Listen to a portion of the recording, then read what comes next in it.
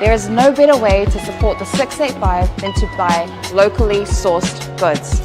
Here at Tasi Market, owned and operated by Samoans for the Pacific.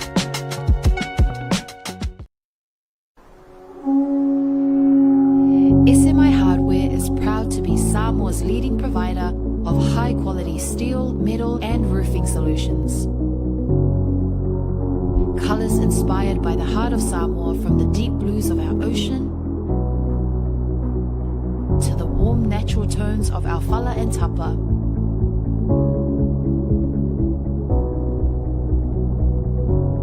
To the vibrant greens of our island plants. With over 12 colours to choose from, you can find the perfect look to complement your home, business or community project.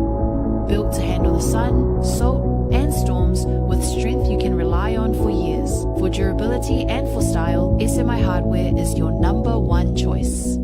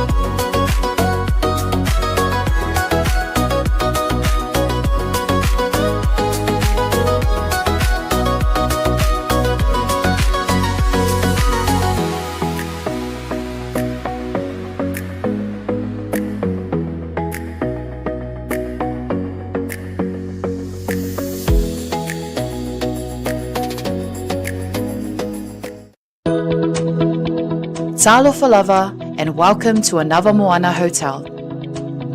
Located in the heart of the Vaitele industrial area in Apia, Anava Moana Hotel is a place where comfort, connection and genuine Samoan hospitality come together. Whether you are visiting for work, spending time with family or traveling independently, we are here to make you feel welcome and at home. Our hotel offers a wide selection of spacious and flexible rooms, thoughtfully designed to welcome both family stays and independent travelers. Our single and double rooms feature modern design showers and bathrooms.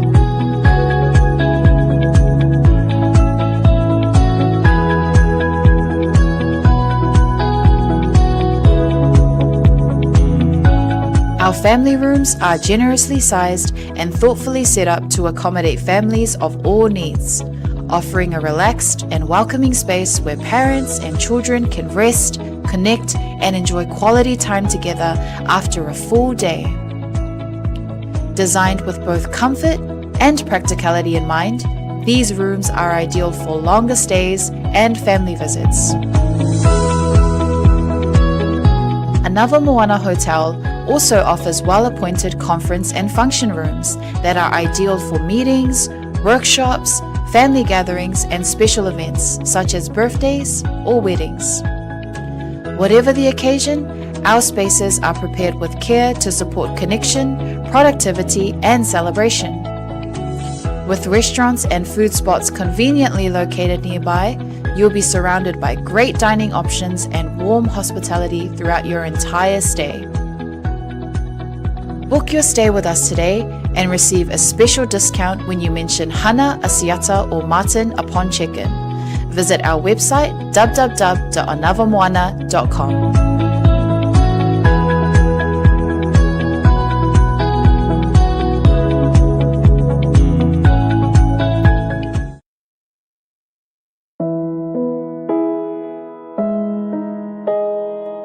O le Os Pacific Funerals na whaawai le tasi le afe iwa se lau i whae Sydney. Whaamauina o le luai au unanga o le whale maliu o Samoa ma le Pasifika o whaawai i Australia. O lea ma mia sa oloto e tama whanau lava Samoa. Ua silia ma le tolu sultau sanga o lana tautua wha mama avenga mo tātou tangata. Ua tele leanga vaa il wha afuaina o lau aunanga, ma ua matua fo ile iloa le tautua. Mātou te mawhai lava o na mātou malanga atu I maota malawa e so se taimi e whaatala noa ina mta aupu uma I ta pena I ail whai ngā malanga, mo le ua wala au I aile atua. E ave se aile atua tu vale mane le mautonu a inga whaanoa noa, e le a whaina po wha, iwa lua. Ma fesili mo rata maitai pule, na omi ma sina mua. Mana tua nei le tautua o le All Pacific Funerals Australia, lo fale maliwe le mo moe, ai tautua ina oe le alofa ma le wha ma avenga.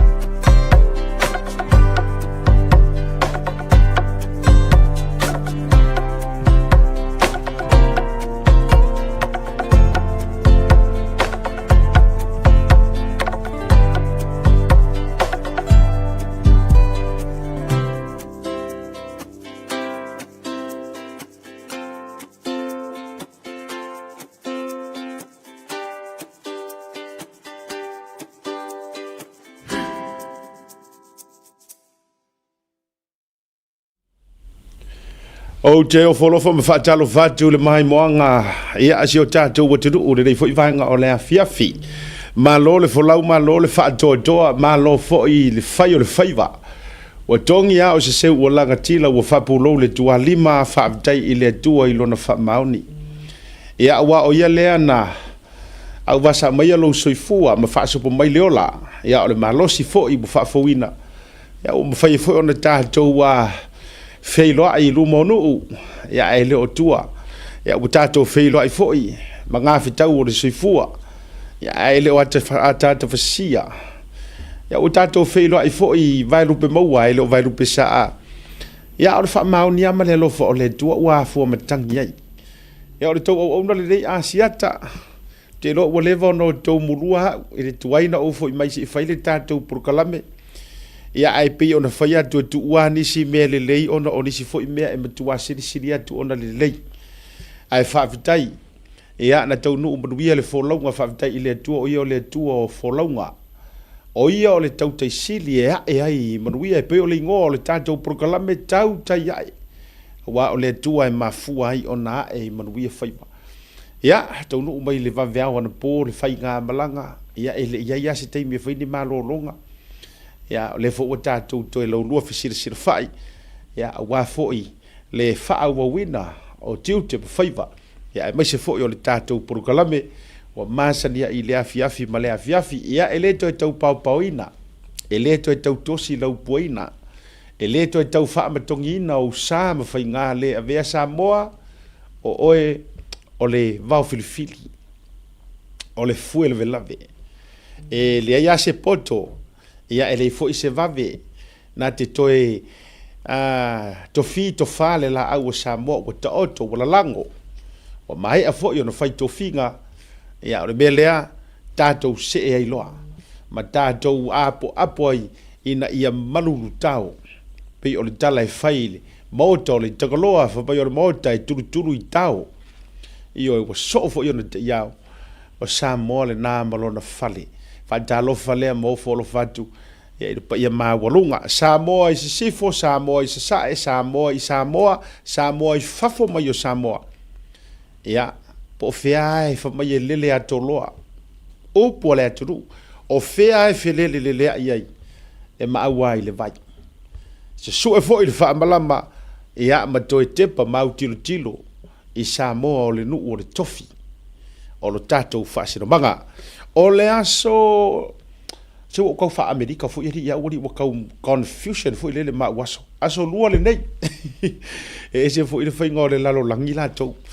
na e fa ma vai e inisi fu yo pele ma e Amerika e ke fa ma vai fa aso sa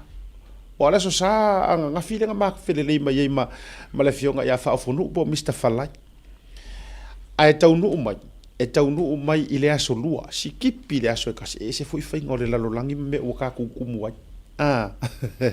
o le lana felelei mai e felelei fa aso sa ia ale wo utara no fa aso lua ia ele a faina e pu le ale na fa aso ma le taimi o le po ma le ao ma suinga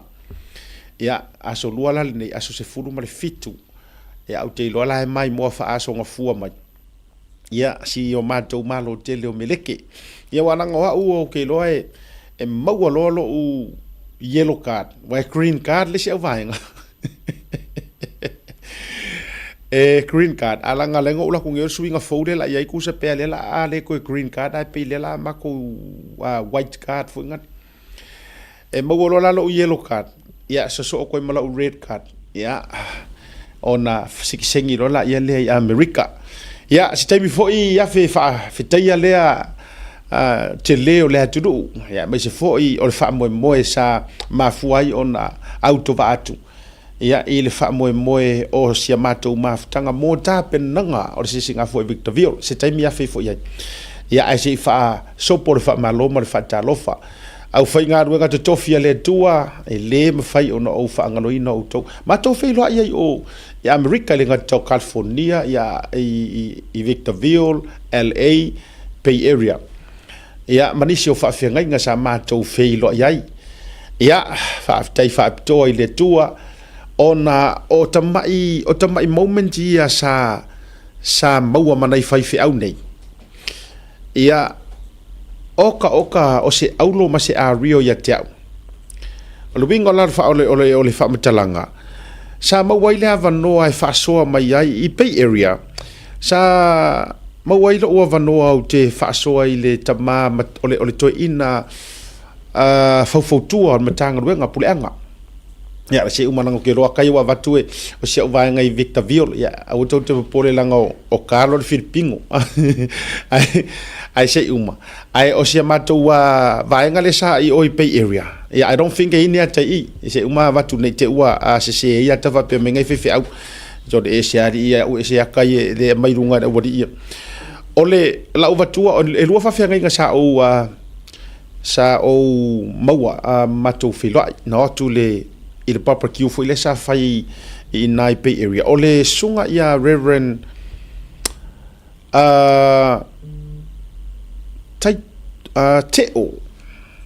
Teo o le sunga ia Reverend Teo le e maua mai yaka ia le la wa mai runga kusa Bay Area le ia le la wa lo ma to filo ia o le sunga le to ina fau tua o Reverend Teo male sunga ia oi fo ile fa fenga inga le I tamasese there you go le sunga ia Pastor Reverend tamasese o fa fenga inga ia to olua o fa fenga inga fo yo tangata o le this is the one that's Teo that taito o Teo maruru ku ngai fa fenga inga vai foi la a fai e koru afe kanga mako felo no winga ko ruwa fe mo fo yo ngo ka mo fayu ke mai tau ale na lewa na batu lunga ia leata ia fa fita tele mare ma reverend por sunga fa fe nga ia tamasese o winga la no fa tu tala mo fa fita ia fa fe nga nei o le ma ngai o fa malusi au nga mai mo kama ipanga ngoa ia mo ke ngofo a mai le fa malusi au mo por kalame au mai mare tu alalo mo por kalame au mai ma fa manu yanga mo por kalame o le sunga ia pasta le wo usau nei au koe va ia pasta tamasese correct me if I'm wrong e peia o lau sunga le masangingo va ayo e tu le tuli manu a sunga ia to ale tai fo muina David Tua a o e fusu kasi le fa fe ngai ngale o sunga ia tamasese peor ka kale fa fe ngai le kele kai minga a fusu David Tua America e kele ai nga uva ia kunga e tu mai le kona vo le fa pe ala ka ikau se kanga ka ale o longa ki so le ai o fa fe ngai nga ka malo le ki o fu imangu ia fai vo o le sunga ia to le tai David Tua ia onga o le sunga il fa fe ngai nga lana fo ia ai yulinga malana fo ita po inga fa tai ala ile tua ona o tato upu matala ai me so fa munianga na e au mai e o fo ile mele ne tula i mai sa mo ile fai ungole pasinga o le tato wa tula fo to fa fo ile ole tanga ngo tina mta mai tai mar milionga na o to fa o tu matamanga sa au ye lo fa so tulanga fo i wo ye le treason ma me fa pe ya pasta teo that's right o teo la ma tamasese fa te tele lava ai la se vaenga e se le fa muni ina lo to fa te tele mai ya nei fa fianga ia nei o nga ngana fa nga lungo tatu por kalam asi le vaenga tau mai asiata ia ave i pe ale nga ngana awanga ika ko wonge le nga wa e kau ke onge lo le nga a makaronga saurunga mo tala io o sala nga ngana fa ya yes moe tamasese there you go moe tamasese but I'll find a photo for ile langa di feru ayo dido o Mr. Falai ele kasen mai mata i tonu langa al telephone ya Mr. Falai I think I've got one photo here for Reverend fa mo le lava le tatou team le la o kango senda tu le tu mai tonu sunga fa fenga ya tamasese okay mga e vakulunga langa I promise ta fai au au te au vatua lo wata e mo moli e tuaila o faaftai le lunga o tatou proklami le ala wo mo nga ia mato wata le la uma vatulunga wana wa vatu le mato wata mateo sunga le i to ina fatonu o tamasese na wa vatulo nata wo maka yo ko man ko fa pe fa pe o male tanga tele masani no va ye te mina fusu anga David Tua ya ari la le sa o le o mo nga ngongo so fa minga na Reverend mo nga ngongo tamasese ya le to titi avatu le lunga ready do kal vatu lunga le mato wata ya sa poina fa maila ne tala awan asiata ya awan ya lu wa na pepe nona le ngana ya fa awa ma ave ya pe fa ta waina ya a saifo o puya manga ya o musu o fe au no matu tal no fafo a saifo ila ngai le ase le ika io ya haifo ya le ika le anga ko kala fa o fo ya le ika e ser ko fa kala le anga anu fu anga na laina na fa mai lo si fa fe nga e le fa ngofio to faiva io te loto te feita ai a saifo ese le manga ia sai whakamari ioi ia sai lava sai whakamari o fatu o whapero mafofa oh my good boy matua sa o le leile saunanga le utou sisira mai le na le whaipelau e nai tūle o ngatonu o le sunga nai le whawhianga inga ia moe tamasese ia le sia tale nana wa vatua matou ma Mr. Falai ia mara fionga te fono ya la pepe fa fo sia fo ilona malosi mato o komiti lena ia mato nai pay area onga fa ke a wale le vaenga le vai uma lo tatu o tatu oi tole wa fali le fali te lo tatu issue ai enano mana fa te atu vaenga le out get out of the way le anga o tele mana atu fua e toso mai ese fina ngalo se uso sunga le atu io ona o te mana o fanga sa wala utala e vatu sto inasia e fa amala mala mai sio na ma e mai fa te atwai le amatanga le nei ono tangata nei tasile tangata sa ukua mai ya kia uleango ngau sa o loko fanga mfia me au le wo vai tunga wa liu sia li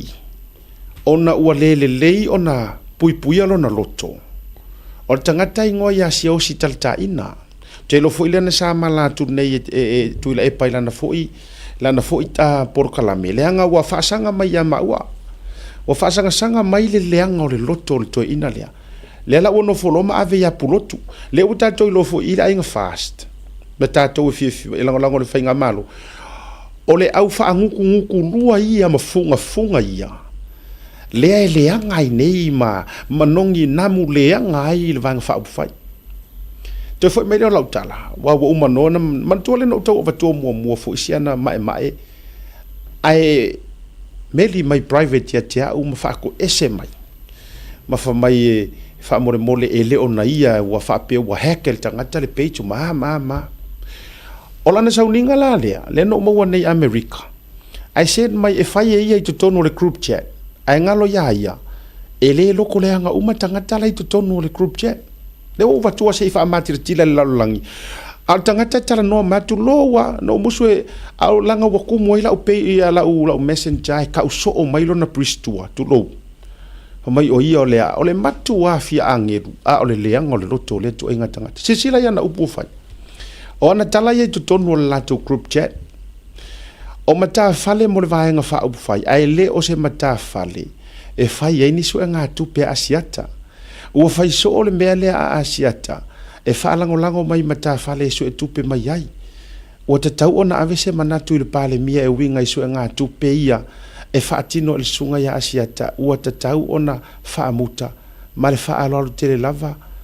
si e osi talita ina e whailona fusiua ma pia fōringa mai e moe le fusiua e le ok nga te tau ona whaamanino ma whaamalamalama e le se mea a whinga i fuase se langonga ma se manga ai ono le wono fo ave ya pulotu le la wo to sila I o tangate e na mule ngai first and foremost o le la unga mai ngar ka le ofia me wa loko fanga le wo fa ya duai le fio anga lo to fanga a to mana na o ia I to inga ti male la o te vatua o manga la va ya te o to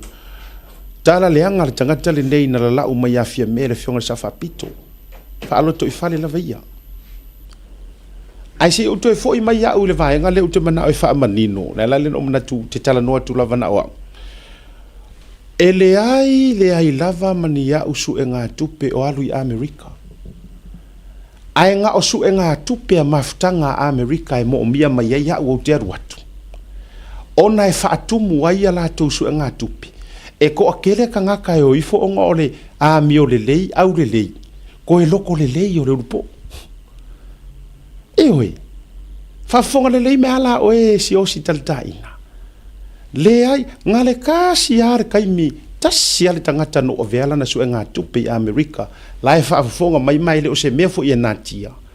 na o le fionga I a vui masina mua se inga fulava ai o se saili ngā se leni na mai e fa manu yanga le fionga le li par mia ona ele na male la ina le tape na ngā vui ewe nga paua nga o le meka o le saili ngā kupe nga o waluloa ave whakamilo na manino uma ya mata fale uma o mela nga ka orso ngā kupe and it's not for me it was for vui ai ama wai sa kupe o lale me woki ngai folo roko ele nga ai ma wai sa kupe o ngola nga duenga langa o le alo forka nga kai fapenga vai la le mele le uti fai atua I tau fio file mo le meo le fia o le fia faasoa I le atua ma le ai matua ele atu tonu o le loto O le lawa e no fo fai nei tu ai ngā mea, mo lo si la fia. Oa, o vala aulia o mai au te aruatu ai. E le o se mea o te nofo o aruatu o vala aulia a ami mai ai au. Ona e iai le mafuanga. O le mafuanga, inga ia kumun kangaka yaku le festival. O kangaka la iai e ke le o la kou mafaufau mo lantou e le lei loto. E tangofi e haya mai pe vala aulia mai ngisi. E iai ni ala tou followers. E o aku se i o aku e su engi kupi. E mo komikia. Fa maruru aku pe ua le ala ku se si a ami o ua e kere ilo se paupa. Kunoua. Na o le leanga o lo loto ma e peise kunga e ke ma se solo. Ai le ingi me ele fai ingi fa la vela o se komiki i o mangak. O le mamalanga le na luatu nei ma falai. Vala au lia ar komiti a Victorville. Se isa ili e se kupe a Victorville. Ale tu lai mo Samoa. A wale la ko se singa fua i a yungi. O le tupe na maua atoa i le tumur fa moe onga olea watu asiata. O mai ya u fans, ma followers. Peke fast, peke le fast. It doesn't matter. Elengi mea angi fast. A oe e fia i le tautua le nei. Leanga waku si osi karka inga. E ongo sfuru ongo afe le kupe nga race le weekend len te nei. Ono afe le tupe. It's a record breaking i fundraising. Se vangai malanga kula auri al mali ko. Ma malanga yenga malanga ko la inga fast.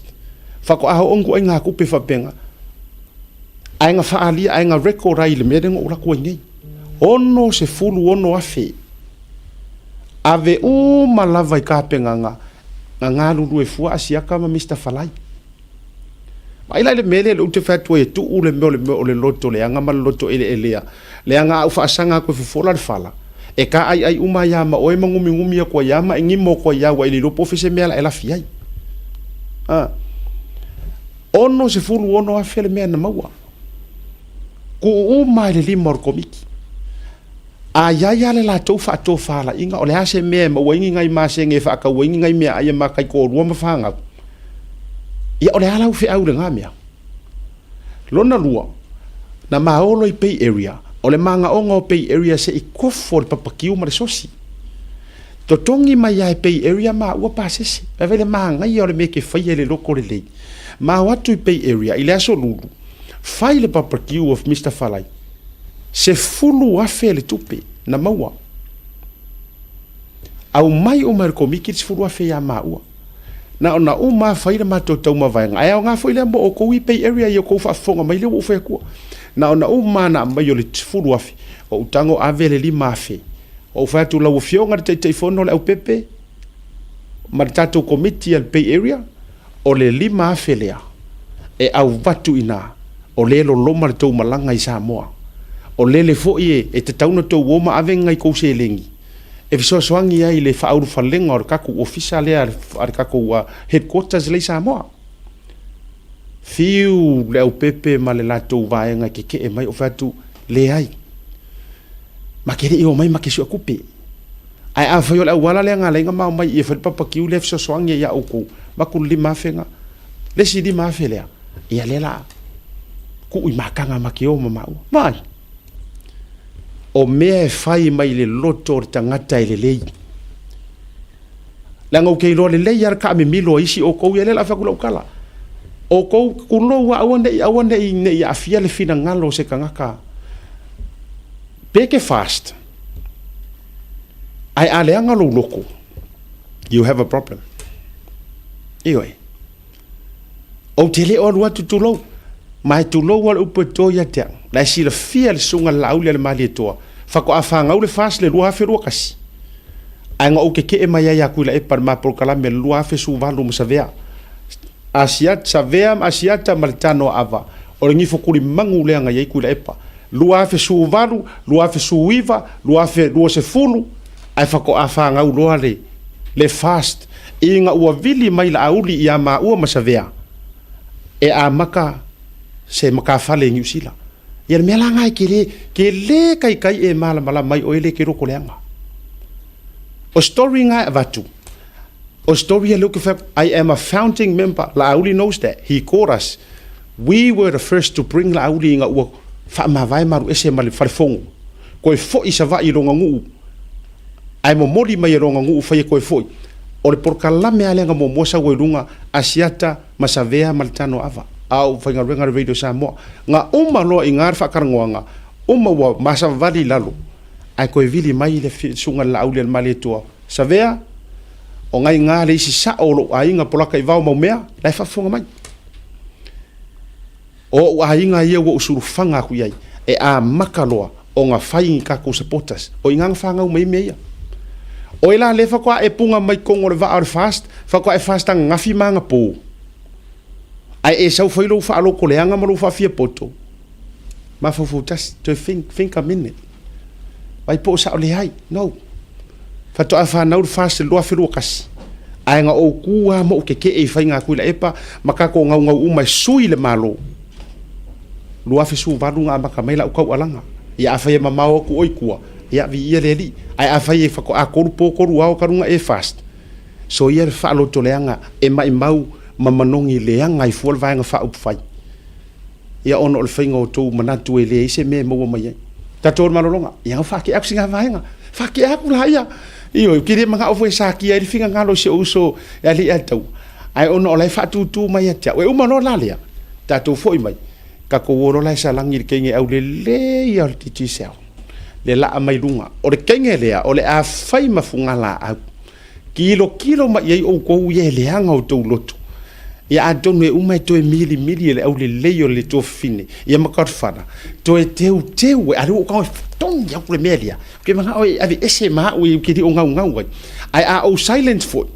ona fa pe le sao e ngo sa nganga ya kai a tato le talifo ia ona fa pe mai la ia ai mo ia se o si karkainga a wa o ngai kai mingi ale fa ma vai o mo ko finga maloku wa ta u valea to i malitala le ia i lo fia na nau i na mea ai fa ma mo loto fa i uro la ukala ka kire ile ile malolonga kusinga al fa ale fo salamo fa ka uku ia sili ona leoina o lo loto na i lo se isi lava mea a wai tupu mai ai le amio mai la o wa leanga lo loko ai wa leanga mai lo loko le au le yo usuki ioi e la wa kupu i malau amio ale ro ngofo ave ya puro ku nga mau ngasu vai lo traitor vai e wa no fu fa leanga o mai mal ya ta to wol malong a foi mai ta ka ko wola se mai ke funga la aude mai samo ia mai marka ko ke funga la aude ngai ia le sunga li atawa ta to malonga. There is no better way to support the 685 than to buy locally sourced goods. Here at Tasi Market, owned and operated by Samoans for the Pacific.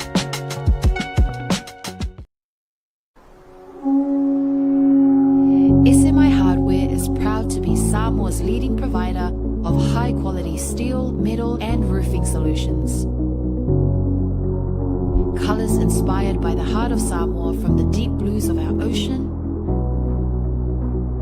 to the warm natural tones of our fala and tapa.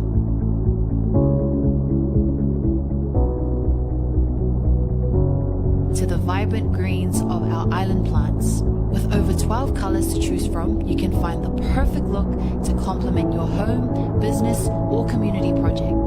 Built to handle the sun, salt and storms with strength you can rely on for years. For durability and for style, SMI Hardware is your number one choice.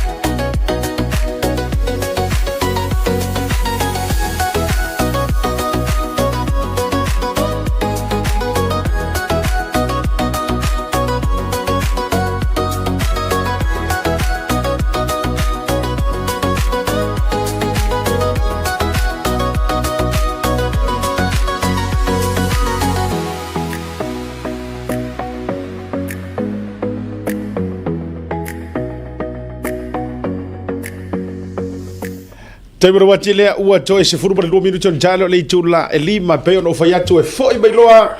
e le gata e fa fei loa I sia u tamam tua ale nga ngofu fa ingoa u fa me ma kuor por kalame ya o yo le tama ya wo misia o e karfara io le sa umoi Kalo fai. ke no le mero me vele ma more too close Sa oa. Mai va so le go sa oi. O sa so ka var ke o kangi. ya O ke o kangi.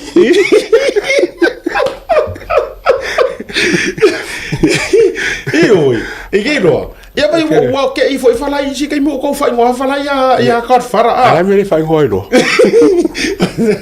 ya ui olea se te fa tele di stata la se taimi ai olea ua se ei ma so le foke ke ro me fa ka Ma ron malanga. ole ta mai tai ia fauna flora o ia ole fa ulu ngore tu tato wa cash app titi sa le sul tato titi sa sa fa tala no fo I e porta usanga ena te nei na il tato fa tata no nga mal tofine ya una tele lo fo ia na tupe ya mata na pisi fo ile le fa ngo ale la to ya mo le no ya ma ro se fo muia ya te oil te tai por silio le tato wa le va ngo le tato una nga titi sa flora fa malo atu mo fa mo ya ko usanga fo wa nga le fo tato to te no ma ro se fo muia Malo la vare soi fua si ata me se foreta mai le ata wa. O se nganga fia fore nei tu la le aso. Ona e le ima fo wina le mau le avano. E le anga le ima le fo le tu ona o mau fo le avano e nei aso. O mau fo o le ola ma le malo si e tau tu ai fo I vai ngolo o malu e ai. Ma na ia le faru ngolo atu por kalame. Il fa soa e me se fo ia o le nei ola ma o ia tu langa fa pena ai ma lo la fa ma no si au o le tu langa foi na o fi foi nei tu la o le fiafi ona le fa pe ai longa mo se va no ale o maua ia e fa ta lo fa tu I pa anga o ma la o le tato I tu la o le tau ia o te lo le tasile o ma e nga wala foi no o fa nga ina le va no ne ona le tasi foi nei o le tato I tu la o e se male tele foi o mamalo le tunu ma inga e me se o ma pa anga le mato company o fa peona numero tasi le tato wala tele nei aso ma lo fa vetai o le sau si le o sau ngoa flora wala nga o ka ki fa mkala upu Ya. o le sau mai tau ya flora e foi le sau theory o le se theory o me mo ina me le te fa tuai sau discernment Ola vai foi le ese le e lango le titi sa mara kala la fai mai. E se lango le fast. O lango titi sa. O nga kasi malanga saunganga. Ia malanga saunginga la sa wai fai lo mai. Ola le sa tau mai tau ya flora fai sona ainga na yonalo pe o lo o vai nga mai o lo okay lo e fai so ngai.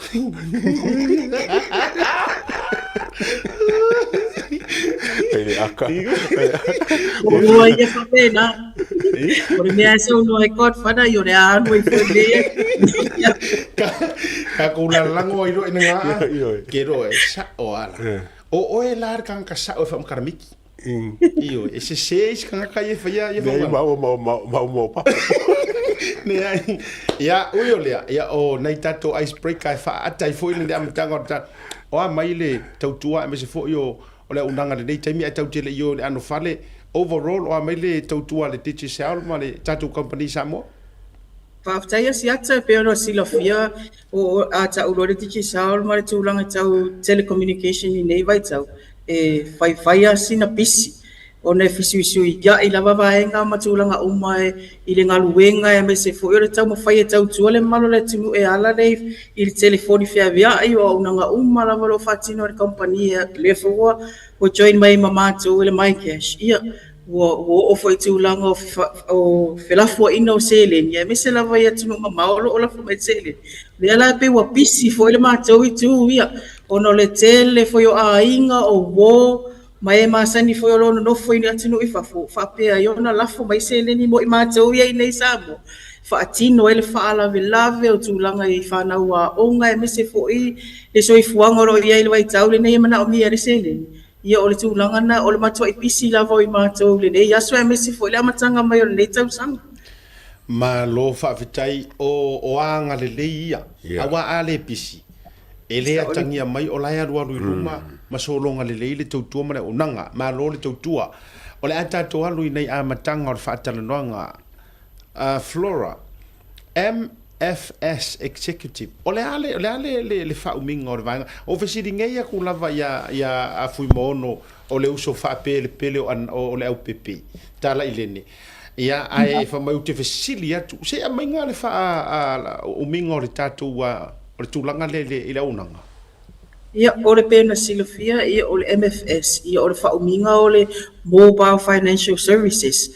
o ila le vainga le mātou te ngalungue ia o mea tau se le ni fa o ngaina le unanga o le telefoni mana tuala tātou le pe ona silofia o le tupe faitino a o le mātou nanga o fa o ngaina le e-money pe fa o ngaina le app le ta o le MyCash ia o i tonu ale ngalue matau tua le malo le tunu e ala le fa o ngaina o le fo i vaenga le o nanga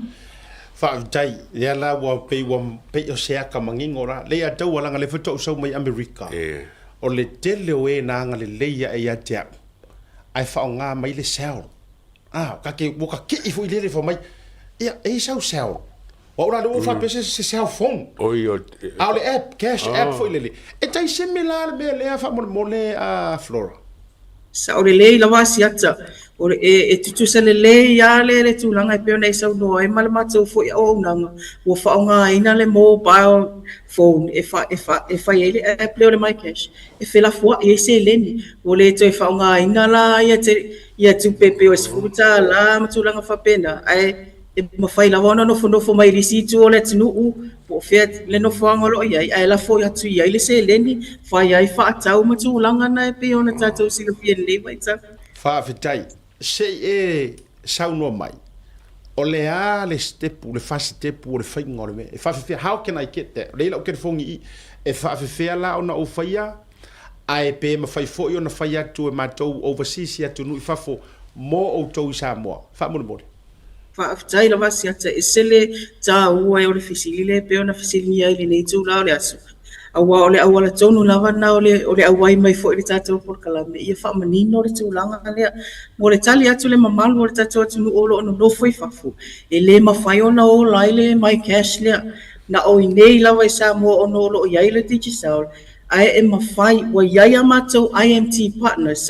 po o nai company e lafo tupe o mawhai ona o mātou whai paanga ina ia mawhai ona lafo mai le se neni nei e whaonga ina la le MyCash i le Samoa. E peila o kompani nei o le RIA, o le QuickX, o le MoneyGram, Western Union, o le Rocket Remits ma le Remitly.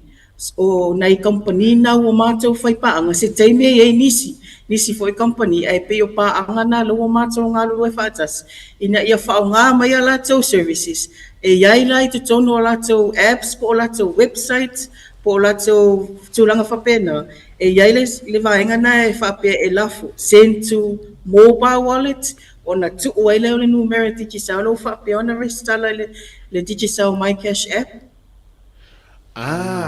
I see. Ole, mo wa ula lea, se umato e fasili wha loko, la kua le lau fasili atu wha mātou whafo, diaspora, o la ula fasili. Ole ala le app o ke kango e mo o mia download e au. Do I go to Avapela le te tele no fa nga tu le MoneyGram for example. Lo no ingol app le tauna ya tau pet tau pena ya isa app ale digital le cash app. Yeah, ole mo le fi fa manino Avapela no ya le MoneyGram ya fa nga mai lo la le wa nga na e la fo ina mai le MyCash nei. Wa ya la va le va nga na le te tono le te la fo mai le sele. Wa ya le cash ia pe send for le mobile wallet o ina la le la ve ai matu. I le MyCash, e enta i le numera mātou ia ona send mai lola i o le se leni. E o le whaopopo atu fo e le fasili. O le lei o le rate. O le I guarantee e le lei le rate o le lafoina mai o se leni to a mobile wallet, especially le MyCash. O le o mai tau wina e pe o lisi nā mea wali lifa i le mamalo le tunu i nei. O na e whaafai fie le maua. To e le lei le rate e lafo mai e le se leni mai fafa. Okay, le te o watu ke o ke le ofisili e watu e fai ia sau fa. Leo ke rang wa kumbanga ia mai wale ngele le Western Union ma le MoneyGram. e se li miki vole wanga isi fale vole ako fa mai le penga la fu ko nga amount e se li miki pe le ai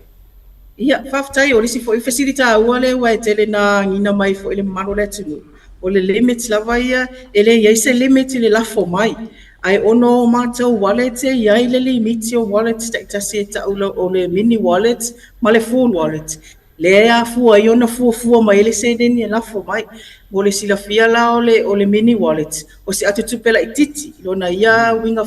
faafaigaofie le gana tatou atunuu o le mini wallet e 5 afe mafai ona mau ai pe store iai pe receive ai le tagata le tupe ae a faapea la e full wallet e se fulu afe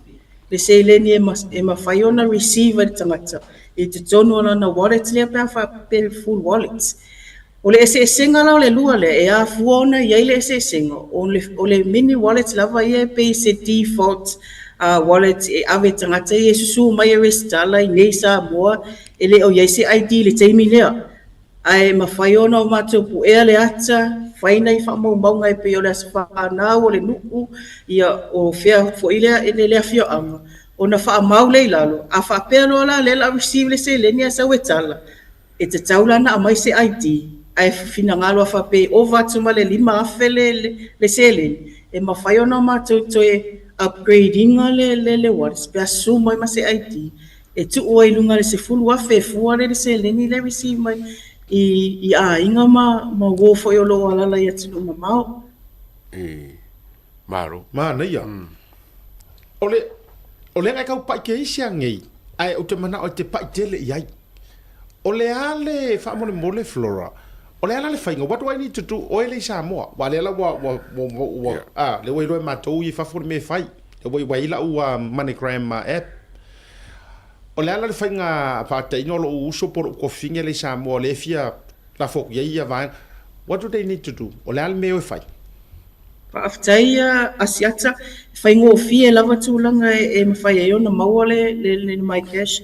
ole memo mua lava ia ele mafai ona mawale my cash pe ale se tichi sa sinka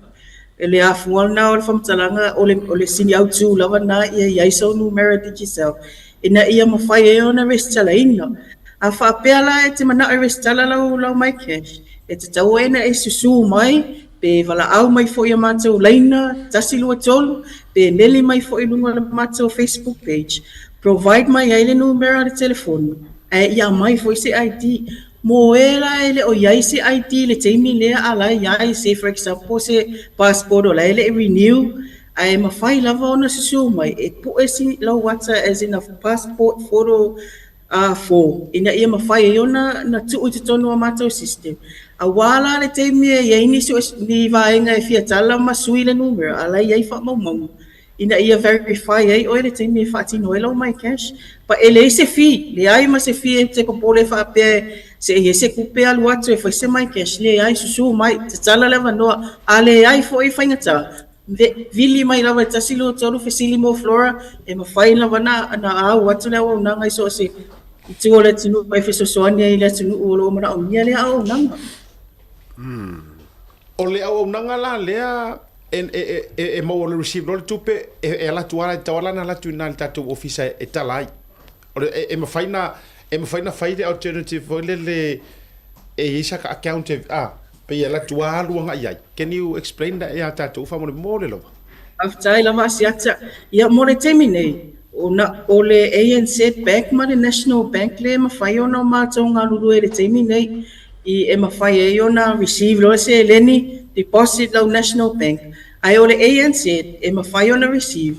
e le mafai ona tu tonu e mafai ona mai lo ANC na ga tonu lo my cash ai ole National Bank ala le hotel na faonga ina le malo le tunu receive lo se leni mai fafo tu tonu lo bank account ina ia fai for your savings pe po fia la vale te mana o mia i tu mafai ona tu mai tonu lo my cash e fa atino ai vai nga na te fina ngalo ia malo fa tai ya le o kwa manga ya lo mangingo le vai fa ngono fo na ja what do long ole rate give us just a rough example what you look for kungi po wa fe ngara fo koila ko pe sa mo ngai pe kala e ale taimi ale lei tala li matoru ta em fenga ka o mai ngai rate foi le fa te inga e afua ya na wa ke ro e ke sa ro ka male e kumur ka ko cash app akaya o le ia se ate pe o ngona o vainga foi o ofisini ia mai le malo le tinu ia le ole a fa tai tai ia tu click x pe ona mai tau wino o lisi le vainga o fanga ina me e malo le tinu e ia le te me fai ai alu le rates ona ta la fitu pe ta la valu e fai lato our special our happy hour e ia aso whaatulanga ina mai tula. Aure te nei, o lo te mai tauina e fluctuate ale rates e amata tula wai tā la lima walu ele ipa ula wai lana. Tā la lima walu anga i lunga le tā la ono lima.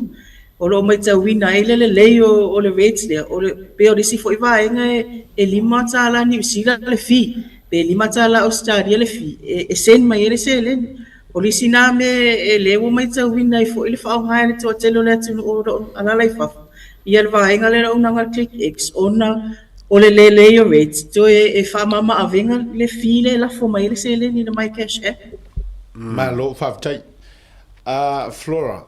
o te lo umatua manino lava vaenga taua. E koe kasi ala fsidi, ona la fotu leo lava non nei. I nei te ua iei se vaenga o efia sau no fui lele po se promotions o lo o whaaru nei taimi. I o lo wa vanoa antoa le na. O la fsidi whai. E ma whainga e treatinga le mea lea e sei vai sau kupi. Whai ma saving, whai ma saving foi lele lea to inga o nanga. Ia. O te mori mau atu lava si ata o aulea pe o aule whaata i ta inga. O le e ma whaile le iona se fere se eleni, e me se lava i tina, e me se fo i uso unga fo i mata maolo pensione. E ma whai ona teo, waire se eleni, pau lava le tu langa a o vatu ma le lima afere tupe. E ma whaina e susu mai e to e tu ui lunga e se furu afe lau se eleni e teo. Ona laua tele lau a whaaputunga tupe lau whai, ia e pule lava oe. Po le ale tūlanga pe tasi lua o mai cash e ia restala lava ia ui. E whai e au te ngā tupe o lava iau te mori mau atu o whaatino ina tūlanga lea ona o mori mau ina e le se fi. Pe po le ale o mea te wela ta seleni o lo o iai lava tūlanga le seleni o lo iai e le se fi e ave e se ai se tūlanga se vanga na ua tala le tupe. Whato a iai lo se fi e titongi e ite le tala ina le o seleni. Ai ola uia na recommendation le foi ave tuanga lo malanga inga wenga fa vai tsaini. Polisi le awale ma faiona se fele se le ni pe fa malanga I fafu. Ya I lava sisi vai nga tu petu ese. Awa ele pomala e o mai nei tau sa ili fo ni se le ni to yola to ai sima sina lo to. Ai fa nga lola I o se le ni na se fe vai. Ele taimi o le na malanga to ai na tunu I fafu. Yo le talia tu le o le la tu ese le ma nei o fsidi ng fainga ya langa o le wa pa ye tonu wa tangata na tau so o ko la fsidi o le au nga fa vai kaimi a le fa tai o le wa ya fea ya o le vai o fsidi mo langa o le ku mo fsidi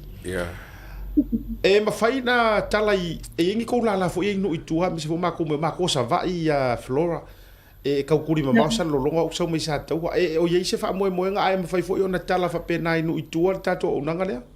asiata o lo ua iai a mātou whare o loa o mātou whai pāanga. Mōre silafia sa toa ngao lava pe toa la iti whare o loa. E ina ua tele tangata e whaunga ina. O nā alu whaila I o le mātou roadshow e me se fwoi sign up si mātou whare o loa. Ua grow le numero o whare o loa lo inu itua. Ia wale me le leia pia. E te tau whaiona le leisa la whai. Ia la whaua alu le mātou vaenga ina ia tau mawhai e whaunga mai a tātou whare o loa nei. Whaafai fia le malo le tinu. E pole ale te me receive le sele, ni mawhai ala waona sa wali wali fo iai, pe mawhai ona tala mai sina 5 tala se whaatino ia, paenga o lo manao mia. Ia ole na alisi fo I vaenga. Ma le tau tutongi o le pāse se tau sau mamau ai a matau la lai nei a pia. Ai olo o iai a matau whare o lo ua uma fo iona whaatino ai, ia trainings, ma uma fo iona iave ai whaailu. Ina ia mawhai ona o atu tangata, alai mawhai ona whaatino I tūlanga I pe ona e fisilingia. Malo whaftai, mo uma whai alta, o te rofo ufitau ma le tā la whatu. Ia, isau whinangalo ma se sau noa whai. O ke roa wari fo isau wa. Nei, no manga ke O ke fa ko ri o lo sunga ri nga o lo si o are mere o e fa nge Ilo aska ta fati o te mai o te mata tu ari kele yo afisi ale wo sa lunga por kala ni o fisini si fa mai sa ko la me o ke wa e ka de tau tala fo le na o sa ia Florida unga e fai ro fi maka ya flor ke lo ofisi Maro flor ia la mo maro la wa ese ra ko na ko ingar me ia la ya fa tai asiata misele ya tawa mese fole tautai ya e mori ya vanua ya e pere sila fiele ngatai ia mato au nanga lo tele foi mano no ia mato telefoni ya e mese foi tu langa i wifi ma tu langa na a voice e mese nei vai tau lo wa ya onga fa ti no ia me onga fana lera ia mato promotion e ta o back to school o lo fa ti no ina e fa ta wina la student sim ai ia ila le va enga le vea ile mai cash e mese la le tutongi ina o pilia onga e mawhaila o na lafo mai le se leni o na whaongaina la i o le mai cash app te tongi ele pili. Ai alu tono le se e maua i nisi whailonga se tele, maua e fwoi whailonga tupe. Fiso so ane e fwoi le whatino ina o pāsese, ai me se fwoi nisi mana onga le whanau a unga. E ngata i lea mo tātou le malanga mai e fia whaatino le registration o le mai cash. O lo o iaila mātou a pokalamena iai e mawhai o na maua le 5 tāla credit le teimi lawa e download ai le app ma atua le registration o na mawala ia fua o le 5 tāla credit i nei vai tau o le credit lava le su e tangata. Awa foi whamoe moenga ia whaatino i lungo o tatou Facebook ia fiso o tai e maa ainga e me se foi orto i whaftai atu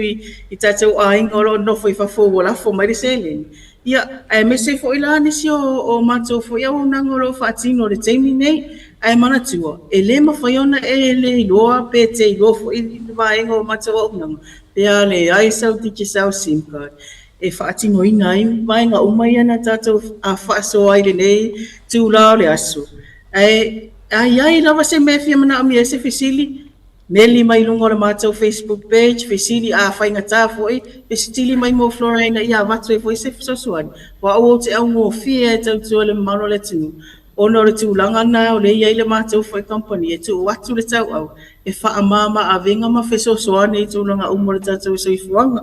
Ai o ne o te iloe le isisi mea. Ai watu lava le nei avanoa le pūlenga e mai se foi o le mamalu o tatou ofise le tau taia. E watu e le whaafatai le pulesilia e me se fo ele o whainga luenga atua le tiki sau. Ona le awanoa watu ina mai e awina atua ia mātou whaasala launga e me se fo i le wheso o tae fo i wai e se fo lea o ngā o le nei porkalame. E tātou te whaamasan ia. A tau nei se teimi malanga mai le ia tau o ma asiat. Ia me whai fo iono tātou wheloa e wheso suani atu fo i tu langa umapea malanga mai. E me se fo i a inga mau Loa o lo whapeona i atinu umamau. Ia, wa ulawa nei pia whape mana o mia se fisosuani. Ia, fisili mo Flora pia o mai nei Samoa. Ai, o le nei tūrau le fiafi. Mo le tūrawa le nganga whapetai. Ia whaatasi fo i le nganga pa ia uto uma. A wina mairo na mana ina ia maua pe i tātou le ola mana maa losi. Le au ngā uma nei mea uma tātou te whina wai. Ai, ale, ai lava le ola mana maa losi e mai e te malu kulangi. Ia, tātou te le maua nei a whanua ia whaafatai lawa asiata. Pauleo se tūranga se mori atu nei a fiafi. Ma lo whaafatai. Ka ruanga e whaianga ngei a Florida se a inga. Wa e se rau vai a o e le mere o vai a koe runga ka por kalame. O lo kikiro le mo wha ngar ka ko pule le service le ka diga. Whaafatai tele mo lo taimi. Toi mo se statu lau ia e whaamatu pea. Tai ma le fele tu le tu mala una ngaro fatio tato tunu se fo me manu me nei Ia la valenia fiafi. a se foina Leko. tato malolonga e sinir ka ko won malolonga ai si kau ko fa si kau kam down ma fo ngore ile o le mangia nga fisini nga ofinga ma fo ngon me de bu va ko esa la kai malolonga Ka? tato malolonga There is no better way to support the 685 than to buy locally sourced goods. Here at Tassie Market, owned and operated by Samoans for the Pacific.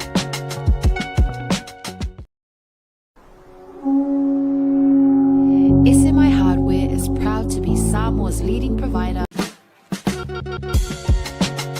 There is no better way to support the 685 than to buy locally sourced goods. Here at Tasi Market, owned and operated by Samoans for the Pacific.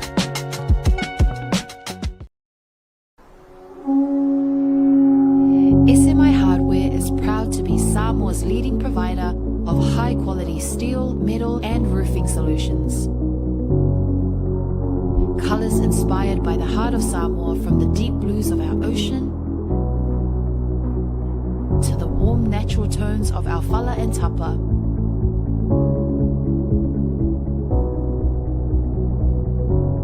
To the vibrant greens of our island plants. With over 12 colors to choose from, you can find the perfect look to complement your home, business, or community project.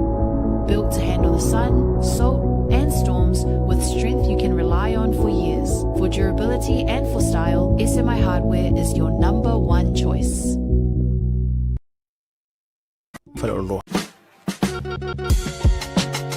There is no better way to support the 685 than to buy locally sourced goods. Here at Tasi Market, owned and operated by Samoans for the Pacific.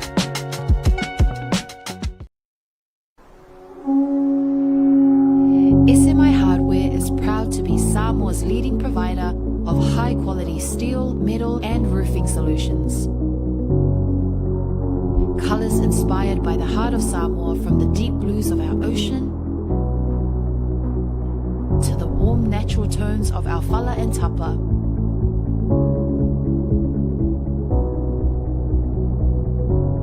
To the vibrant greens of our island plants. With over 12 colors to choose from, you can find the perfect look to complement your home, business, or community project. Built to handle the sun, salt, and storms with strength you can rely on for years. For durability and for style, SMI Hardware is your number one choice.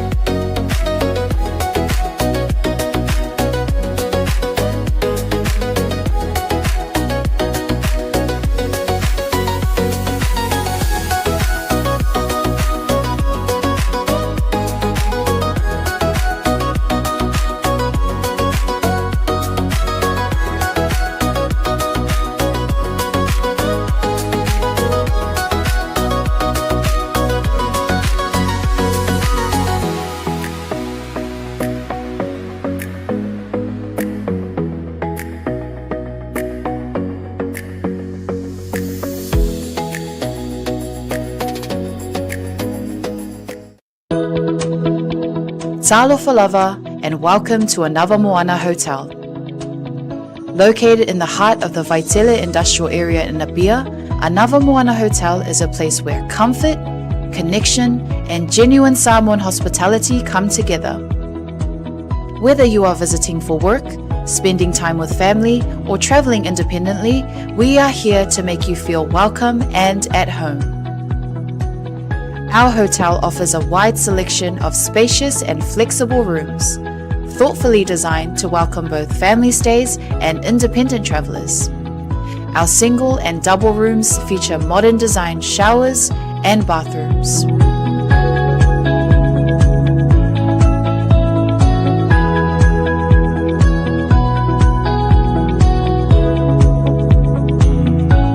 Our family rooms are generously sized and thoughtfully set up to accommodate families of all needs, offering a relaxed and welcoming space where parents and children can rest, connect, and enjoy quality time together after a full day.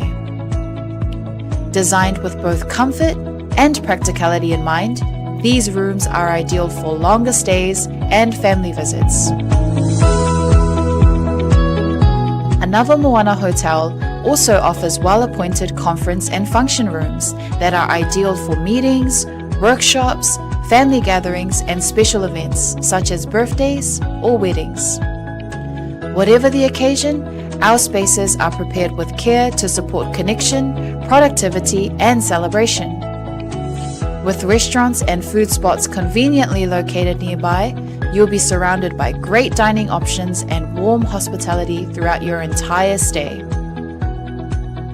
Book your stay with us today and receive a special discount when you mention Hana, Asiata, or Martin upon check-in. Watile ua lua se furu minute wa te nei Julai 5. Ia I le toe taliu mai o le tātou proklame. Ia I le nei vanga o le afiafi. A talo fatu ai fo ia te oele fato a mawala utara po lau wifi po fea la vale te mafuta mai ni vanga o le afiafi. Ia I le tātou proklame fale wha wina. Ma ne fo sia o nanga o mai atu nei. Le atua my cash por cash app I walanga I ngau hua Amerika so le o le Venmo o le o a mau o le sell so le o le longa le Kere me se lau fai e fa fai ngofio mai afi maranga inga ia mas foi o kupe fera foi so a malo fa tasi ma ono tatu te mo levan to fia sau se fiska ko fa soa la ta o le soa fa matai ia le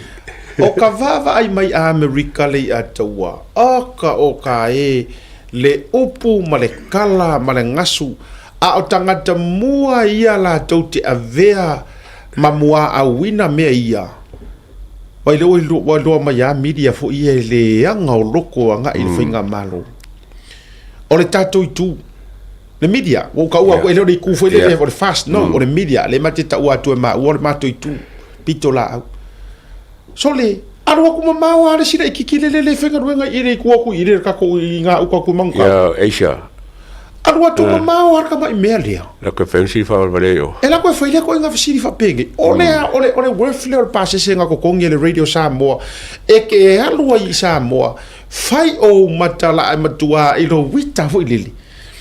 ai e ke kūkūla la I lai sao whawhai umara au kusikala mātutua ai e tu atu mau si kaili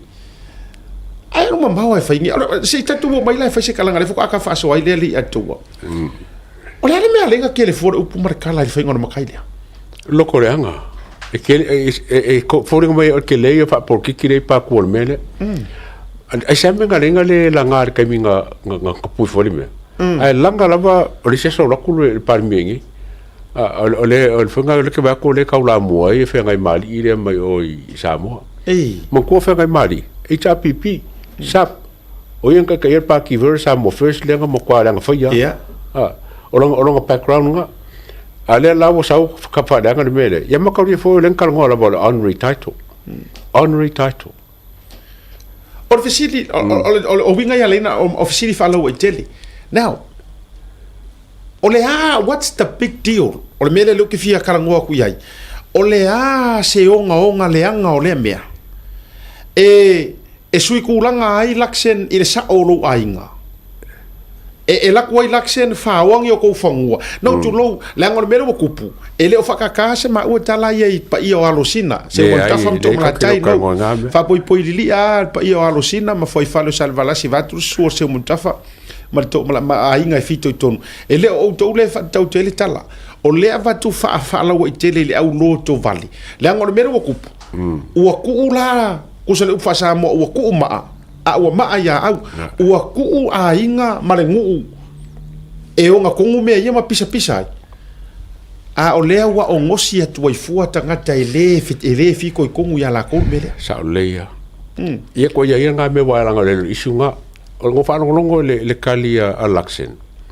wan kalia inga le whanga le tairo onga o le vale leo Samoa mangusila ia makanga ka lenga ngusila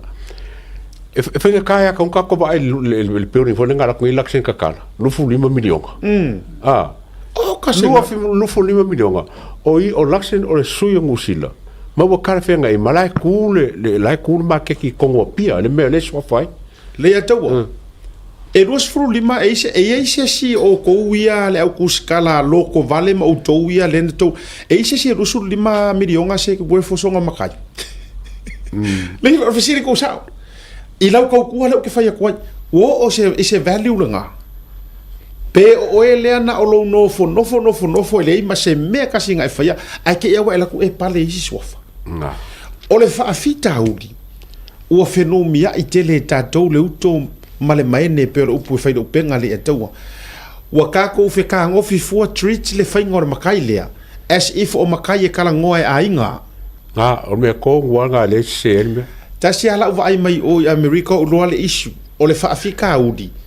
o tau ia na tau watu fasili mta uple media e kou ke le malama i le ngongofo ma le ango fale o le esenga o me tau matai e te au iai totino ma me tau matai o se pule na tō ona o se tau tua sa fai ma se fa lo longa fo le menga nga le ngole pule ko le menga nga kusa o le pule ko wa avaku o me la ia e fai e runga le fonga malo government to government ai fa afekai ia fo ile manga ia ka ko ia pia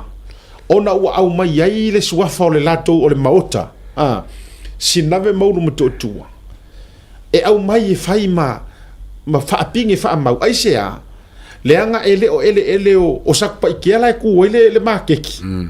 ele o fia o lae palasi kong ia ifo kong ware fuingiu ile la palapa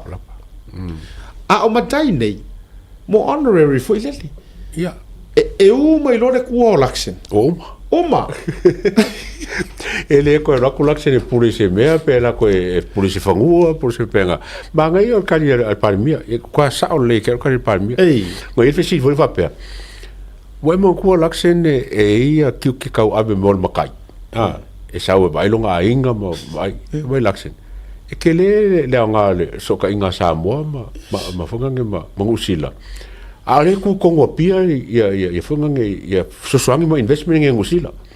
o fea be ele investment le pa sa ngi laksen unga ia kung me i o i sa mo a ro ko mo me ala ku kongo pia le me ala makai a foi le e tate foi atu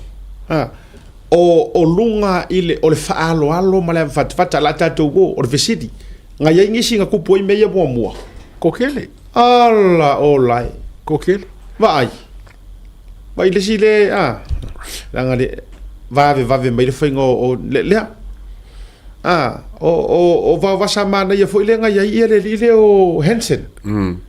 le ingu mai langa vai nga coach al peleki o era kare ko ku de lo pure English o ile ma kai pure English langa fai ngole tau vave ele o no ke le roya po ile le ngwa matai na ave ya pure English o na nai Jim Potter kasi le pa mi o ngi sila sa fa makai e fale la kai o longi o makai o longi tangalo longi o fe langa fai ke le lenga le ngore tala le e sa wa wala ngolo ke fisi fo ile wa ke le ya ngu e le tangalo e so fa tangalo o foi to or savili John Key ia ka fai pe o potasi va sama ngai io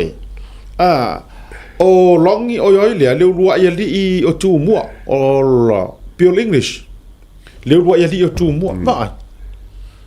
o le ala le mea ngala le o le media le fasidi ngai mea ala me ngala le o fasidi ma fai ai la le me wala nga ave fuala sa mo nga va o le ase mea a Hansen nga fai sa mo o la fasidi besides it or pelekia la ka ro ka mai sa mo e mangu ia ngi usila same thing ai se anga ka dia ku le panga fai nga makai ai se o le mafu anga se o me ma fai na fai o me ma fai nga fai le la fai la o fasara longa langa le foi la u ese mai ku se puro ale la fai o fasara longa ngi usila so se pale me o ngi usila ko fi makai alu la ku o farkoi io o sa pa ke inga le o vat la so se pale mi e moro fa o fa si langa mo ka ngo post lunga so se pale mi ala vangi usila po ai se kai ma se kanga mingiska po ai lava ko ki makai o sa pa ke o mai la ka ko fe ko ngofo ya vai lo la ia le wa ia inga isi piko pai nga ma ko fangua ia le ka unga nga mea kai per ai la kwala ia ave ai ma mea uma fa pena se e mafua mai uma le whainga o nei mea o le loto le a taua. Ai, o le mea lenga songa fesili. O le mea ka ua siaka ila o mai ka ua ko. O le ka hei umari ngu umari kumalo. O ka ngaka ka ua ngu umari kumalo le ngai ai. Ai wha ululu la wala wa ai. Markako sila Samoa. Inga ua waku le certificate whai le unretired o kama. La mea lenga sanga pisa. O ke lepa mea lenga sanga pisa o le ua wha maungia e le official wha msingonga. Makanga runga wha msingonga le swafa. Na tonua. Sei kongia e runga le tatou le stala na le matai wa o le tatou na wa ina. Ma kui fo le runga wa mafuanga le. Mafuanga le ala iona feita o na tele le tau tala. Ai fa fe kaila ya lakshin. Nga paua le o se palangi wa uva ai. Wa fa maungia sofa makai. Le wa mai runga le la vatu runga le tatou le skala o le foi fa ma ngianga le skala o me tai ia tau fa fe kaila ia awa o sia o ia lenga o mai ko mo ia nga o manga fa yo inga ava o mai lo i ai runga le skala o ka le skala ve o ko fa le fu no milion e kongopia ya ele ai se me ala i fuana pisa o fua. Ai se mea la alaina to pisa o fua i le whainga o le suafa. Ma tātou ia le media so ia tau te lo to leanga.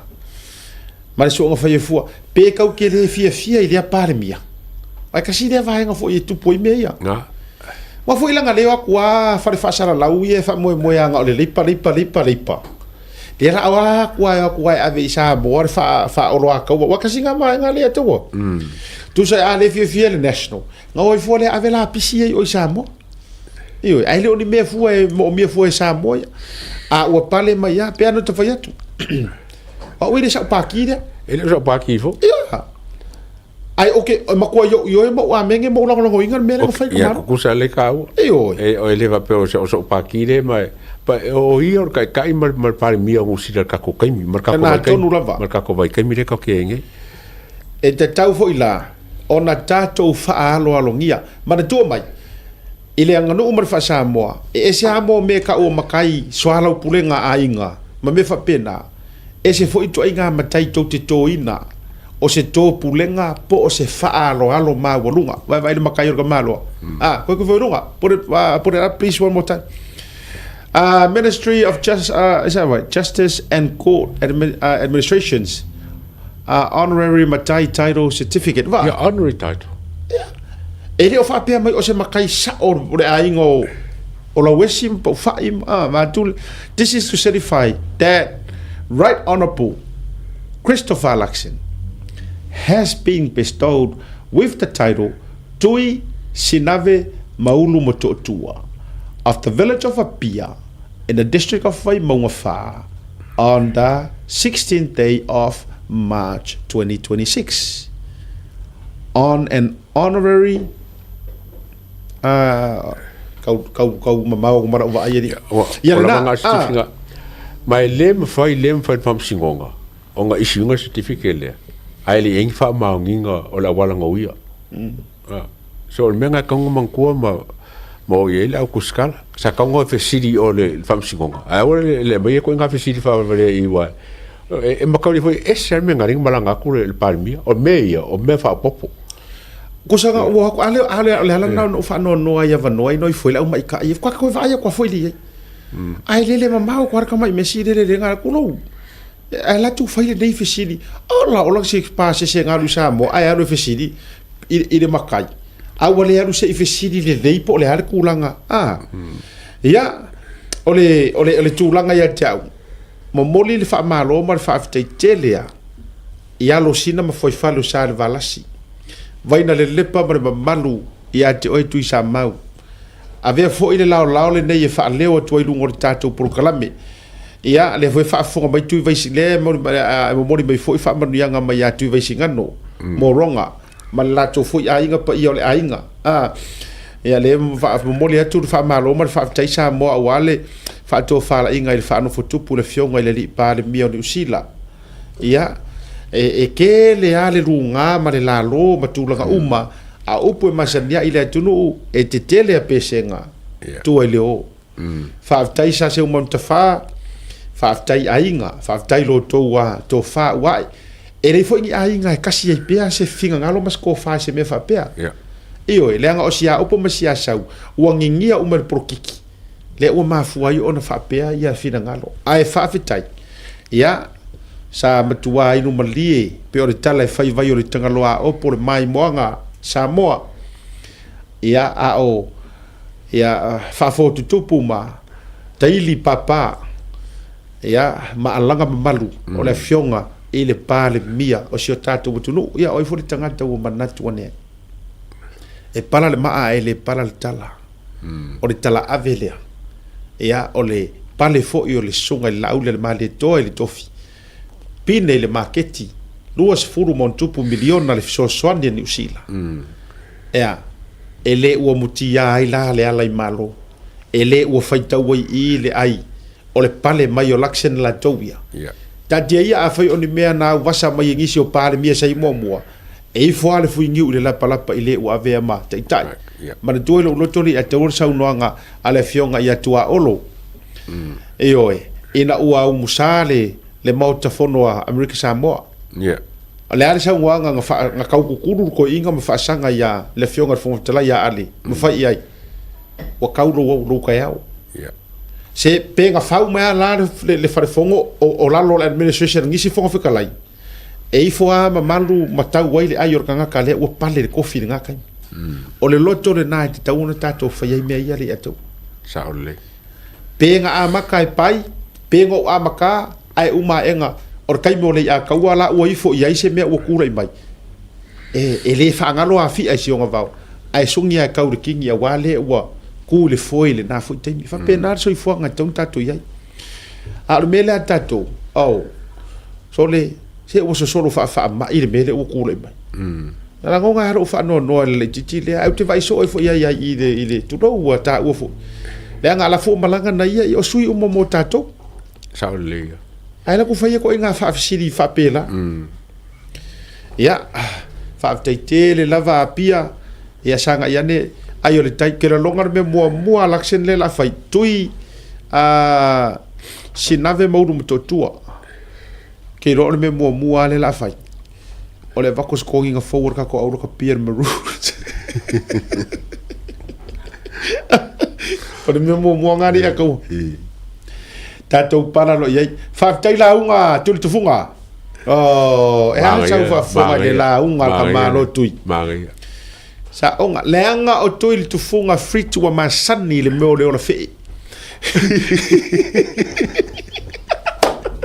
le kani fe le yo man kwa kama kai mo le liki kama ia lea masiaka sua o inga fa pipi ave o kama ia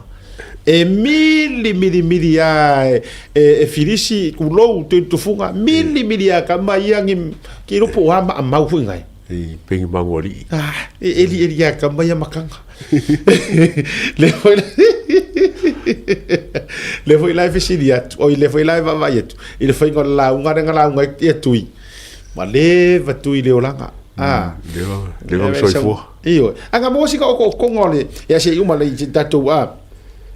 nga o tato o le fato o le matua struggle la ia fui mono le vionga le lipule o ia le producing al tato por kalami ma se ona tari filipino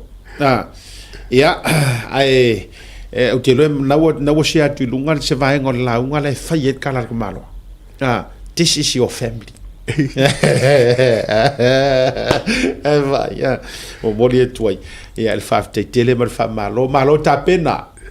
ka penganga re ava me uma talinga e fielongo alo fa tai tu sa mau maru fal tolu ya nga luenga foi ya wa me se fo to wal tasile to or fal tolu ya le sa launga ya le ko inga ya tui finish ya fe ngai maleaso fa tai fo ele au va alen ali tato wa acknowledge fo ilu por kalami fa tai tele au va al tato par mi oi o vai ko ni ko ngi fugo vai mana ya foi le launga rofi lena to olua tu ya wa moniel sa unga wa ave mo au fa le tu rofi ma malona fale atua ya wa o le uso fo ya musu musu ainga mai tuai loto fanga le safia ngai male ya me se fole sunga lu firufi ya le safia ngai male itu ore malo ni usila ya ile fsanga inga ile sore na fi fa malo le tautu upu fa malo lava ya te uto pe na fiatu e te me ese yo tatu longona itu langa porkiki ai a tatu wo mai lava fa me al tatu watunu ya ela lango ale si matai I faiva ole si matai malo fa le fulu a filofi a me se fo yo le fo ya le uso ya tu lo ya falatua ya me se fo to e tu sia ia le fio sa fa pito e me se fo tangata malo na va ane tau molasi fainga malo ya ali mau fa le polu ya malo le fa le fulu ya wale tu langa fo o le pola puipuina ia o le tatou pa le mia le tama o tui sinave maulu mo totua kasi la le me ali o kono ke va ia li ile aka wa ka kere yo ese mare mata upule ore o mi o so foi ave ngai para langi ai so le ele o mi ngai vai ka unga laksino lo ngo so le ele mo se e var ko maro ka lo ngo e fa ko nunca ka para o valengo ko as vai foi de sua farenga de foi nga vai de ave ya pure english lato le rua ia li o tu mo ke lo ni suafa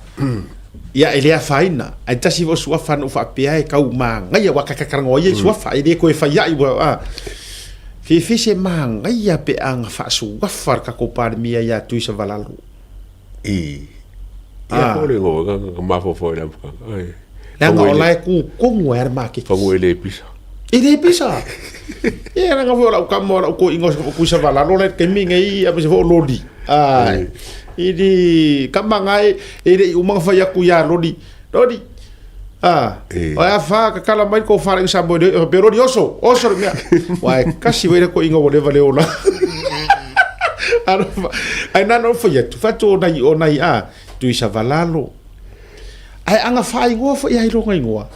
tu I market fo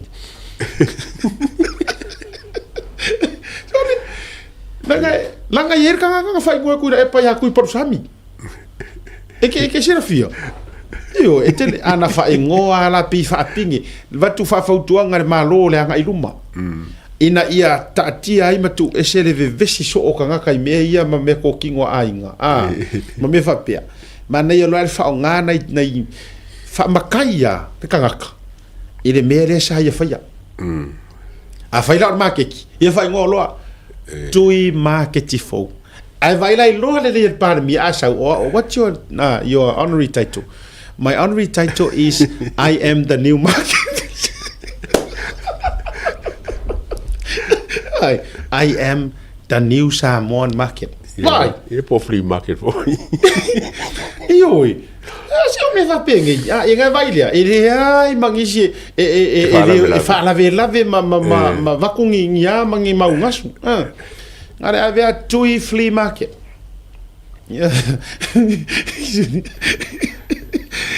se o que varo pegar ma ko palmi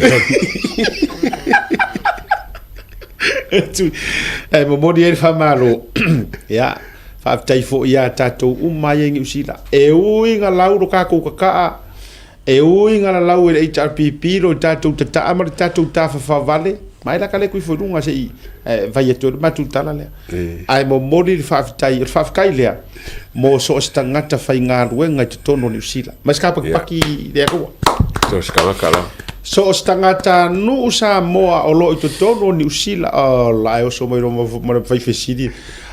o lo ai le ma lo sao e le o pa u fu lo wafu o le ai tatou me alofa e ave Samoa o fundings o a umatulanga fa pena e mafuanga makala ya senga le ko fangi usila ona o le seu sila i le tautua ma meo lo tatu fai ya o le sikanga ka te tau fo ina mana ia o ye se fa manusina Samoa langa lengo va yo ko langa sa fa i mai Samoa o si fai pule leo te anau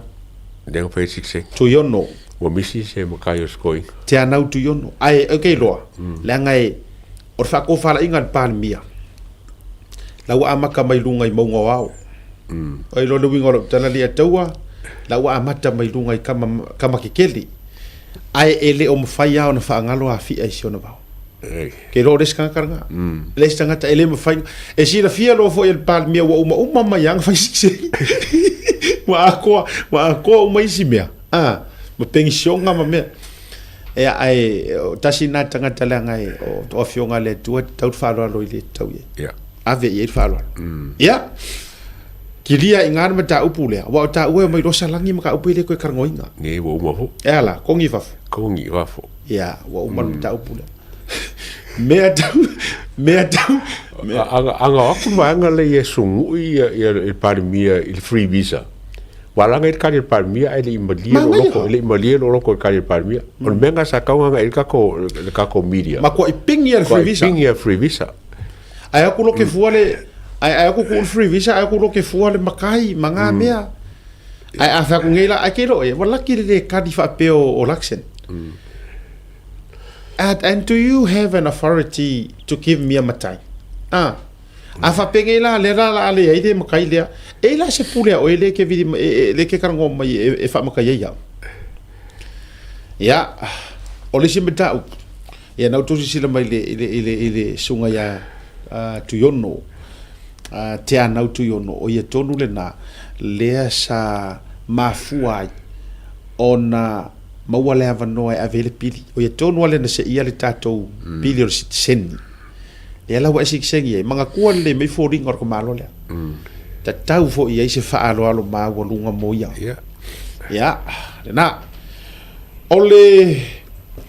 vaenga se ta le si atulanga le atau le MOU nga wo umanga sa ngi foila ya se mfana isa no falo ite wa o me ka uanga malanga o si le ku ka wo le MOU le po memorandum of understanding fo le va o sila ma sa mo i puipuinga o le fo la fa sainga langa lo fa ngal Pacifica ma fonga nge ma wala fo le fa e nga sao fa ngofio nga ru fo la fa sainga i usila ma Australia so le la wa saingi fe ka pule inga lu fa kasi le ma ka nga lu ngo QK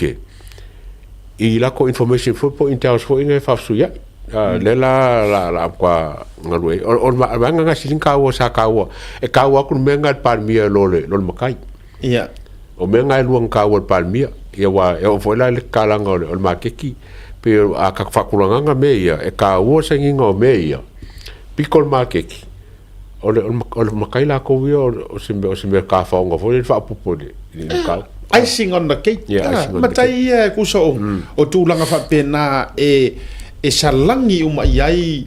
le kulanga o ka ko loko fa afka o nga e kele ku pengu sile la ar ko invest ko ngon ka pule o nga pu ngot fa la fa sai nga langa le o ke kele ngai ke kele Pacifica mana ya le la wait fenga nga fo le posum ka pu fa ke ba ku la nga lu fa kasi e sa mo ma le man ka nga lu ngo QK ya mese ma ka nga lu ngo o le ngo ba ku le nga ku le mingiska o le ba ku le fonga ngele le mingiska ka Pacifica palmia ma kom singo le ngusila e inga ia fenga fa mo ku inga me o se me le kele lai ya fonga ya Samoa langa le ka ki kilo ka pu le o la fa sainga le ka fa kelenga ma fa popo pe ke mi la le o ko ke fa pe mo le o su nga bile mele o fainga ia Samoa le tau runga ta me ro ta o por fono o fainga ia Samoa e lua e laua lunga i se mele lei ma se mele lei a onga se sala ma se anga sala u fai o le laua lunga o whaaloalo Samoa e whatino o le ifonga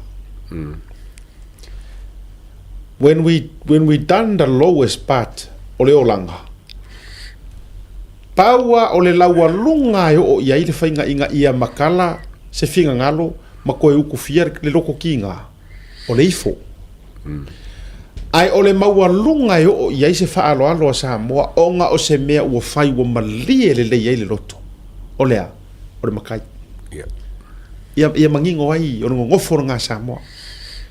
e kau ke le o e fau se whaka mangu fu ilele ai ave wha sao wha i lunga le ai a maualunga o le a se mea pe o le upu se a se mea e kaui ai o le makai o le ngofo mea ia ko inga suafa ia ai a palasi le kulanga o ngaunga langa e whawhiangai mea me le lei ma le me leanga o le are mea o le me leanga e ola le hase me leanga e whainga ia koe wha aola inga i tūlanga loto tina i fonga whapenga whila e kulanga le so ka ke malama lei i le langona ma le anganga na whauai na whaiele nei whaato whara ele ai ma se me e whainga ia kulanga e whaale kongu ai se vanofo ta fo i me la ia ona o le vaenga wo pasia o le tulafono fo i le to win of o taiala o le miliona ma tulanga fono fa vai e ataua ia o le o pasia ina ma tulanga fa pena fa tai i le parlemene le fonga fo ftelai ai palalasi mai makua pakakua o le suenga le wa ave ya mionga tau lord committee a mionga tau loa e su e ina yo le lafo fa tuina e le fionga li parlemia e su e ina ia winga fou malo treason mo kele kala ma fa mtalanga ma upu fai le vai a o le ala wa vatu fai sa i le mo suenga ma na tua oi o komisi rea e de se komiki it's not a committee, it's a commission o komisi lea e maua e ka ai i mafala e maua i mali unga o le fa au ma le fa au o lea o le sui fai puli yeah se mai ngaso ufina it's a power privilege committee longo winga e ke le lava le power le la fa ngar komiki le komiki mo ko kia fa per komiki mo lunga le parlement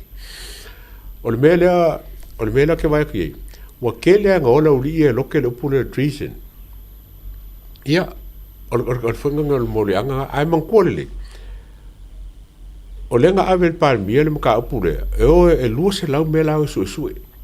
ele lu se la ni treason e lu se la le ka fa le anga ma le ma mio ka loa ma ka fa le anga ma lo e fiso ka ia e fiso ka me ia e kusa lava la pele a fiele treason ai un qua a fiele va isi me e so me langa le ke va ku le ka distracted la uri ia le ka up le ai le nga treason la so o le fo la ku komiki la e fai la ko fai uma ia o mori anga la ko ia pa mi le wa e fo la mele o va ku le ka fa pe la funga ngole e ko a fiema ma la fa sa la ko balu wa ke pe mo la balu individuals ia ele balu kampangi e balu individuals la mai ka wa tau mo mai sau disi o balu se uma fa ska ia io ai le winga la kala le fo va ya ku fa pe va wa mo mongo uma la lo privilege committee le ai ele ai o kala al palmia o la wa ave ka upule o komiki le al palmenge al ka upule fa sa la e ave lo ya sili ia e ave lo ya sili su e ai su e ni me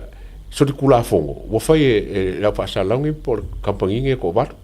ai ale langa mai le se fa va ai ke va kulenga le kala ngo mo kari ai fa mai po a me wale ave vole le fa sa la o le komiki el palmenge le langa manginga le menga palmia e ave ia e fai pule o palmenge ai ave la fa sa la i lo yesili ole tonu la le wa batulunga ole tai ole tu ngai mala ne sui tai e me se fo ole felo tusi tu le pa sai le mali ngoi fono toe pia e me se fo ole le pule monia yafi o la to wa fo malo a fa sa mo de trisena o le fo malo o le taimi fo ila nei e matua mo o mia ma le sa ili ngo evidence e kongeki anga i to inga fainga le o le fo malo o le aso kaulangonga i le upu fo malo ia pe ke kango fo i fa metala mai lo si le fia i le upu treason wa o fa sa mo fa ngo fia ngo fa liu wala nga ngai a ka fa pala ngi treason a fa sa mo ba fa ngi e ka ko palmi o fo malo o fam kalanga o fo malo wala nga o treason la ko ia o se me o take by force e se ami po se me fa pena ai o le fo malo i se fa opunga e kai kusa la vai la mai ka wa fo marolanga e anga il mele o se kula fongo o defamation Olo malo fa olo ula ngona le upule o le fo malo kusa o lo fo ua o se fainga malo ua uma o nga whaaku la fongoinga e ala lea ini au tau pule pulenga e ave ese ai pe whaaleanga i ngai pe ku umaua lalo i ngai mai se mea ua mahea o nga whiriwhiri ai le atunu walanga o whainga malo whaake mo kalasi e paloka inga lea lenga whaimea nge o paloka a o whaakome ngisi e lea ingi ngā mea o ka koula le lalo i lalo me ta o le wha a temo kalasi so o vahenga ia le o le fau malo o kangaka ya koe kau pule pule fo ua le malo wa e makauri fo len ka ko kalongo la vai ka pule ya fia me ma kulepa kasi nga ko nga ka pule vai le wa vatu lunga tulanga ia treason le wa vatu i lunga ia vaenga to te sila mai ai ona vaenga ia le e ku nga ku vai crimes against public order treason inciting hostility unlawful assembly disorderly assembly or a riot ia mameia o forcible entry kako sila la Samoa o fakau pretty much koia ole riot koi paua la me la i faia ia Samoa a oisi uma mea la woka vai koi runga yo wo uma nga kupu ole riot o America re ko vai koi ga ole olo kanga ka kuloa ole olo kanga ka mapea ala masa mala ma me fa penga makua failo ilalo mafale o malo makua faaleanga umar kaulanga a Felika o akungu uia lai tupu mai ai o le mele tau fa mala matu ilunga i tatou prokarami o le ala le treason o le fou malo mana tua mai la e alu lo mafau le atua o le alu lo mafau le vaenga la tamai le anga kolo ye kuila e palanga fonkanga i pekesa i tangata ia o mai ia ke hau o le maku a fou malo mena tasire na vaenga e pa ui lalo le whaamalu o le fou malo ua uma o nga sau ngoa le paremia mangua kako ele o koe la vea kako le mele sa kako a maka mai ai i yaso o kako ai le kuko kasi le nga mafu ai nga varfo nga va o maka afa marmali e koa tulanga foi le wala ku ya Amerika ya la lango ya ai le si au ya ai aku ya usiram perkangia lango resi ele o koe kupur me nga ya ka ko Samoa o le ala le wingor fa mtalanga awa mai lo le finga nga lo le malo that's it that's final ai oso kuila epa ko langa supporters o mo mai le eto ai haku o mai haku pekesa to me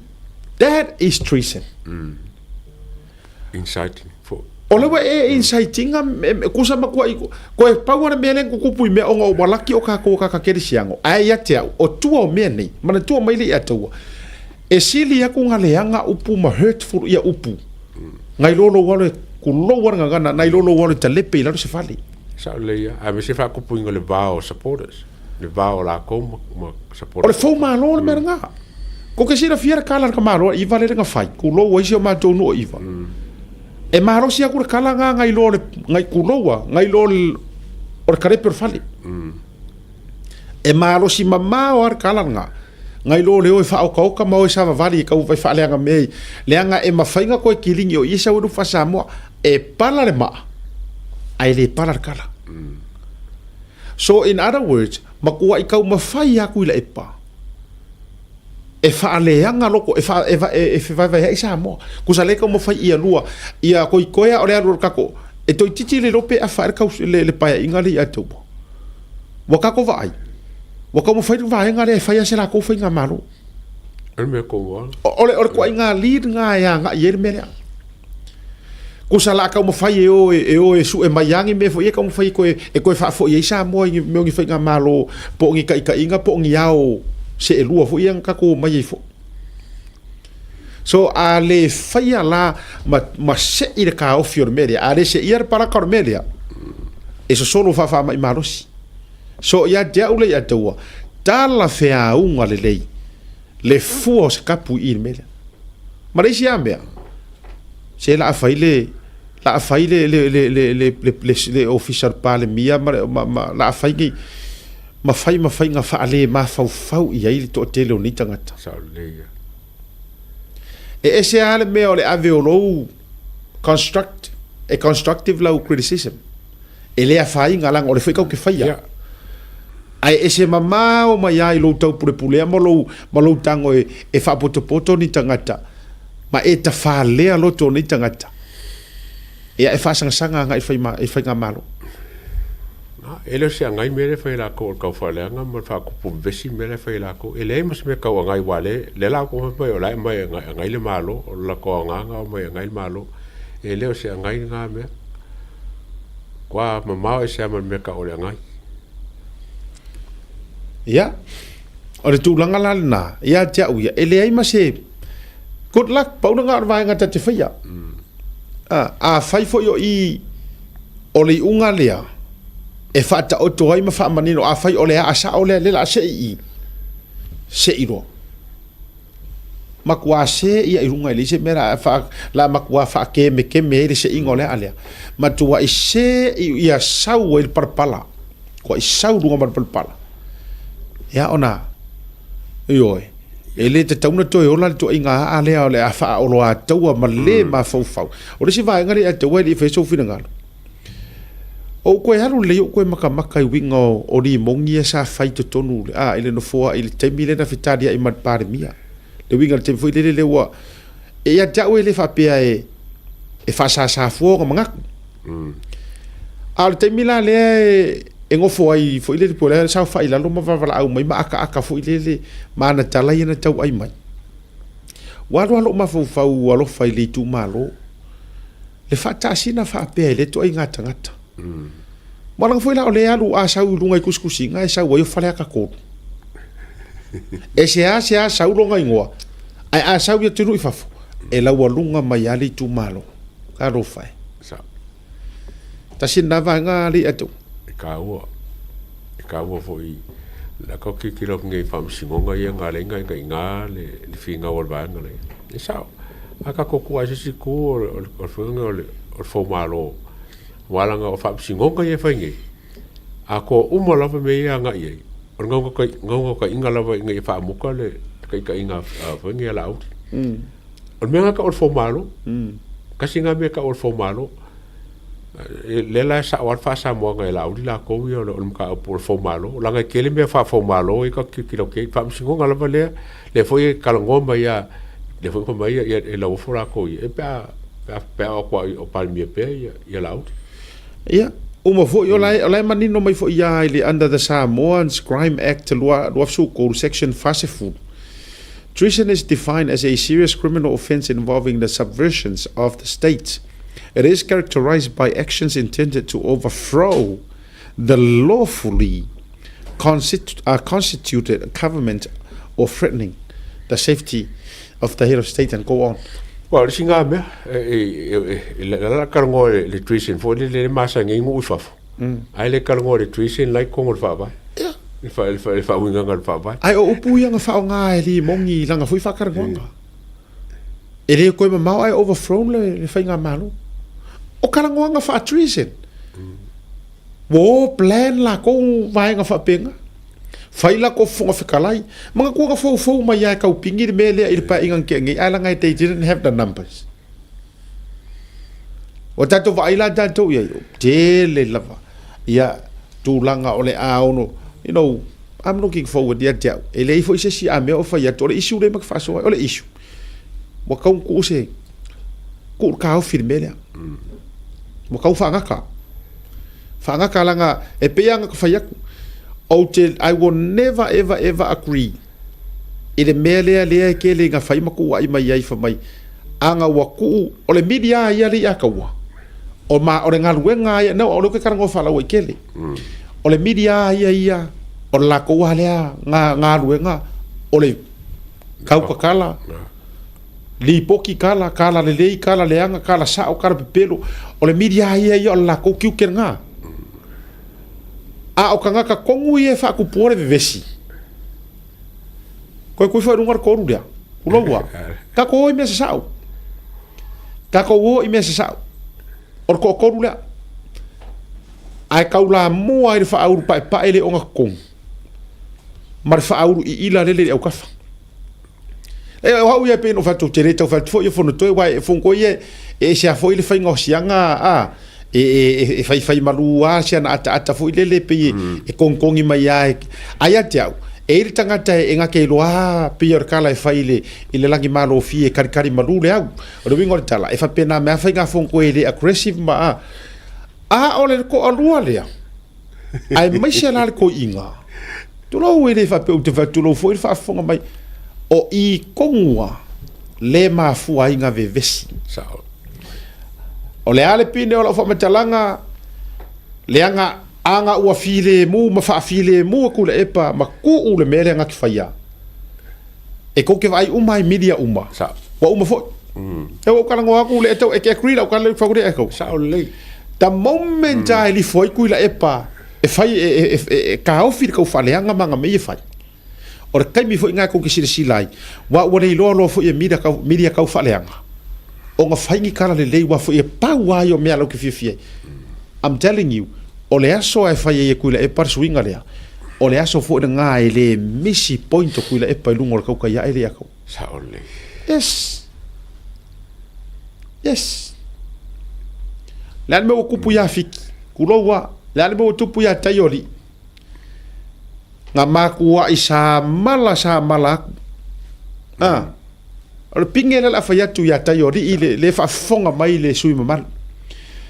nga makua is kusanga umoloa ia ri mongi fa soronga nga sa welungo ke lo tayori ile skang ka fo le nga makua I public enemy number 3 or 4 or 5 ile va inga ia le to lower fast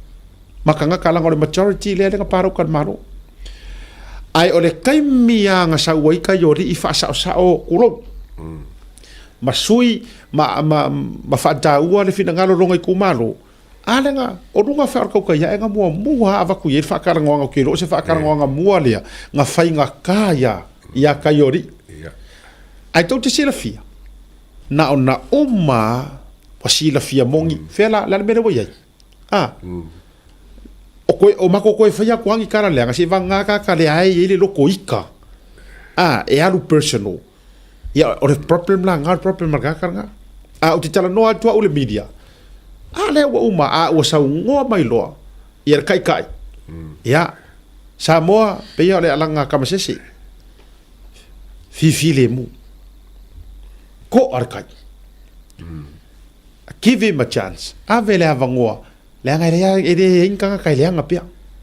ele yo mo mistake ele leanga ka yori ai paua o me fo isa ave ia ilo na tari tonunga mua le la wa tu tofo ya ke o faisa o ai la fionga ya tayoli il kara fo ile le koma fa ko a kari kongwa koma inga wa Wala ku ba ye. ya la wa tu tayoli see for himself ko me mai do fa lo ngai kumalo ele o le are me nga mo le mangui o ko melalia malie mai e ui ole a koe kau ai ia ui maa masanga kele ai le upu markala ai ole a o fai al fit lo tau fina ngalo wango va kuorfa kai kai ngale le atau vai le ai yongi upu mankala o koe fai ai ai fa pena Wala o sa la bo ma fo ma blama ka ma la fo ma blama ma ngai ra fa ma manga le ma fai o nga alu se paki e fa kongkonga ye me fai le ngalo ngai kumalo kusi nga fai al fai kusi fa mai o mai sangi kusi ya al fai alu se man menga ki ye nga nga ya le fo fai mai sia fai pule le fionga ya tu ya ga fo wo e ui e ia fa pe o official mai pole ase o sa wanga atu ia e fai e fa ali ai lo na tamali anga o yor tangata poto e nga lu e mo le mangui o rongai kumaro ai vele fai le fai nga mai le alu fo er kama mai le o puru la wo wa bribo le fai nga le fai ai tu ia vai ta tu ye ale o te fai atu tu ia la o vionga ele fa pe fai atu pole ase si e koe fo ia e fai lau paloka pe a sui lau le tō whama ona ole manuia ai o lau tū malo e ke momo el fast se ua o inga ka kou pea o kala a fionga le tua ua o inga ka kou e tātou te mai eire mā whau e te iloa e te vai tonu i nai mea uma pe o se mea mai le nganga pe o se mea mai le whamtaranga whaafikai fo i lea ka mahali i le kua oronga loko you know e sa wale tala i te leo o si fo i kaimile i a tau ar sui fuanga nei si e ke i hau kai karkanga ka karu upo isi ai ka kere kango ka ika se i o ka kofo po pe ka keiloa pe sa o le hangar kanga lea Ari. Poko ele se kai mi aka vai wa sa mala mai le nga ke aka re wa kongkong ko makka mai ma kongkong ko tone ai o mai ngo ele orga ka mo kwari le yali ai ele i tau na e si la fia o le winga la te tala fa tai tu ya le foi la uma e ale pa inga ke lo upu manga la kola la fo fa mai uma overthrow ma me uma they are actually talking like overthrow la kola ko about themselves mai first and foremost kwa se ar miki o papore ngoso fa ke la longor sa ongor miki e fiko ko ngu ya la ko o le miki ko ya la ola ko mai le waru le amak saudi mongi fa mai ele umokirele afrika usanga I overthrow nga wangi le kai se kausanga se pa inga ale wa wo me ese ia kayori I'm telling you ko kiki se fadi ese ku ya o ke o konge ki se ku ya I don't know po e konge Fury look fa kwa pa ko la fa ka Fury ai ru ese tu ya on enga lu e fo ile nganga o le tu i loko ri ku malo o ko wasu ile kon ko avec ko e mo ka o kiel mele la o e asiaka pa fa ma fonge la wo ese kayoli le anga fa mai pa mi ko lu isi suia o ke mo ki ngola par ko lu ngai o no ngo ko fa e su nga par mi la fa ngi makaudia a fonge fa sui pe fa e sui le chapipi lima sui le al fast la su ya a mi o ka o lo al ba ngale e ma lo le komiki a ka ko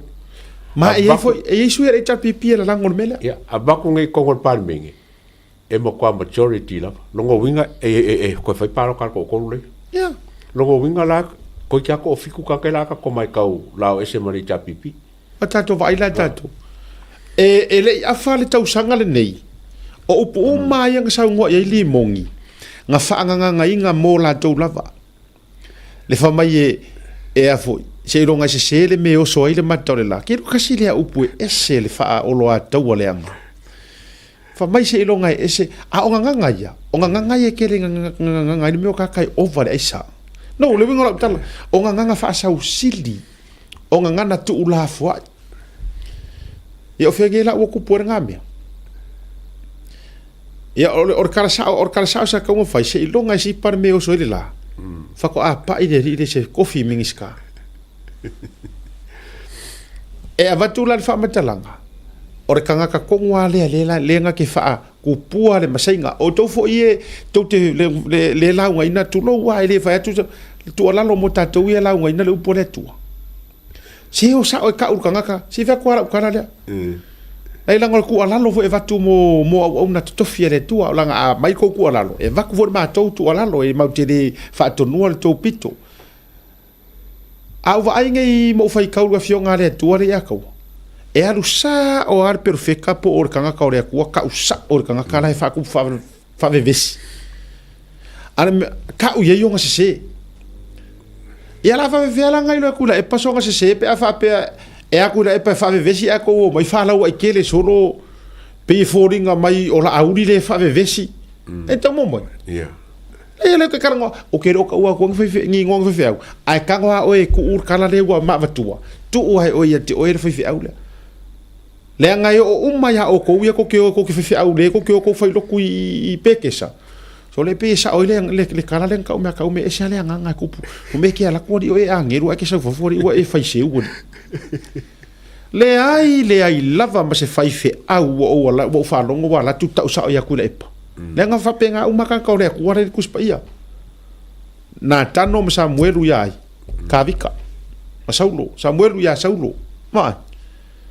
ele ipo por esa mueru pe fasio ke saulo kupu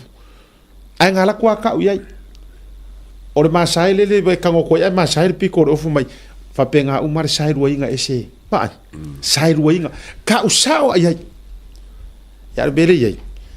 Ngare saua kuila epa. Fai maile pa maile pomu. Fai ya eia mea. Ya ai ato watu mo wava no to te fai loku oi pekesa. Nga ko aku lea ke ia le fa sanga maile mano ya la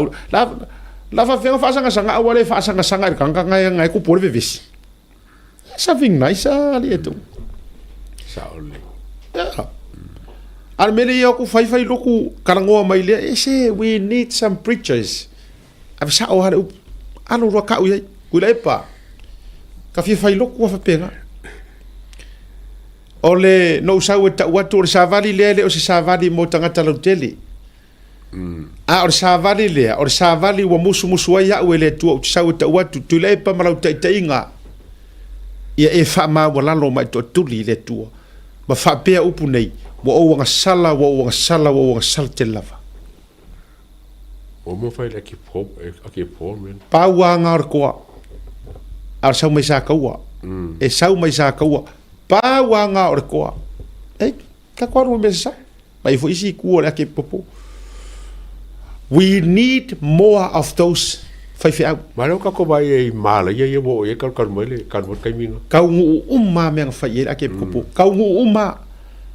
ai fo ya ko e kangi de masiasi. Nga masiasi ai e kangi. E pe fo ringa a 40 maua nga ka umma. E oi. We need langa oai aka ko kua ia ile atau. Vai sa wanga si pare mia ka kia lofa. Wa umma le opu fo ilanga fai. Wa umma le va fa kerisiangu. Umma le va lele. Umma le va tangata. Umma le va fero ro. Oai si vai. E vai ka ko ye. Ala filo mai ai mar fa mai. Wa umma ma le va fa ale tu va fa kerisiangu. Le va la le. Le po mi ai fi ya albe fere la yesi fe awori pe fam karkara poka pila ngale mo yo avango you know just say sungu ko ngwana matole iyo so ile matole ni ave sa ka a fa fo la audi la kulowa o fo ta poka la mera e sira fier par mia sa wa fa sa o ye o ma ma te fa so sa and this is why ko ke fe ka fo to e to te lo to vale el programa ne e ave sa or ko ralo o ko foi fa fe nga a fa ko ke sila fia o le sunga de par mia le fa ku por vevesi la unga sa o ye upo le tu. Ai langa si vanga e kukuri o ka kokaringa. Ha. Maka waso le vai. O nga ko fa yakula ia le o na auri le ku le ile o ka vi ile fionga de pale mia le ai. Ale wo uma waso uma tu ile e o le maliu de nga fa yo sion ka usonga ku a te wa le to. Nga maku i ka kalo i ngala auri ku ile epa. Sauia fa uma ya me vai. A fia ye ai ku runga fare bori mo fo mai se lava mai vai ka ko ye tangata wa matu a leto e me ngala na le ni ta te wor marologa foi mai ka ko langa pe ya wo e mo vai tu sui ya la ko mara mau ke de suingo ya ta te wor marologa a foi mai ya ole a fa fe lo ai ya le tomalo o mistai lungo ta to program le va su emerco do nga su marka mi ngol wo ta te wor loga foi mai fa fe lo ai pula le tatu Jevik stasio tatu company langong su ya ile tatu program le te ya e sunga ya fafu. There is no better way to support the 685 than to buy locally sourced goods. Here at Tasi Market, owned and operated by Samoans for the Pacific.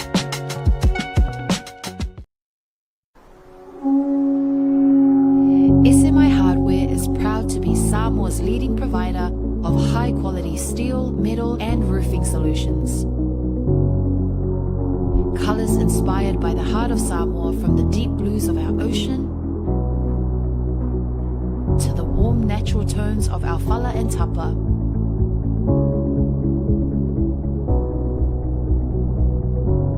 To the vibrant greens of our island plants. With over 12 colors to choose from, you can find the perfect look to complement your home, business, or community project. Built to handle the sun, salt, and storms with strength you can rely on for years. For durability and for style, SMI Hardware is your #1 choice.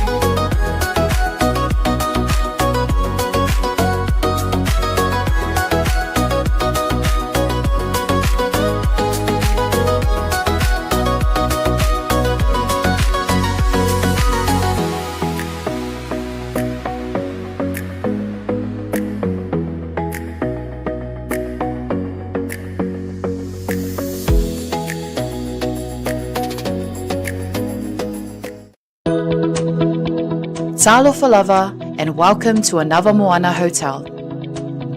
Located in the heart of the Vaitele industrial area in Apia, Anava Moana Hotel is a place where comfort, connection, and genuine Samoan hospitality come together. Whether you are visiting for work, spending time with family, or traveling independently, we are here to make you feel welcome and at home. Our hotel offers a wide selection of spacious and flexible rooms, thoughtfully designed to welcome both family stays and independent travelers. Our single and double rooms feature modern design showers and bathrooms.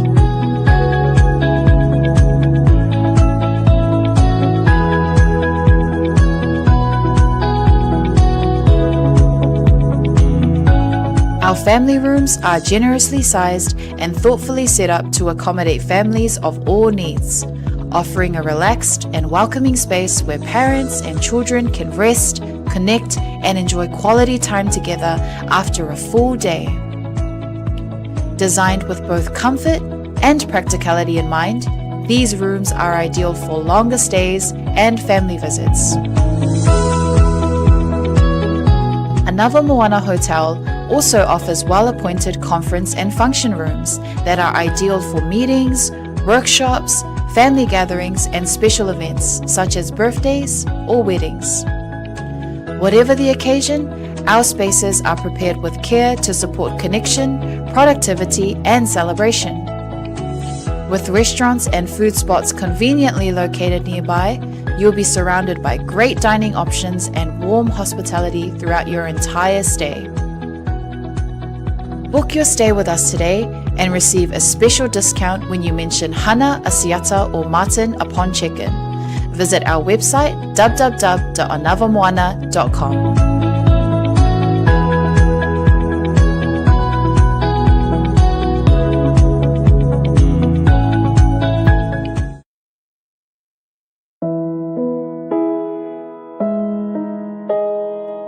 O le Os Pacific Funerals na whaawai le tasi le afe iwa se lau i wha i Sydney. Wha mawina o le lua i au unanga o le whale maliu sa moa mal Pasifika.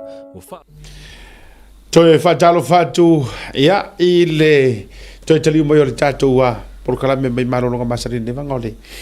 o le afiafi ia le ataua mo foi le hava noa e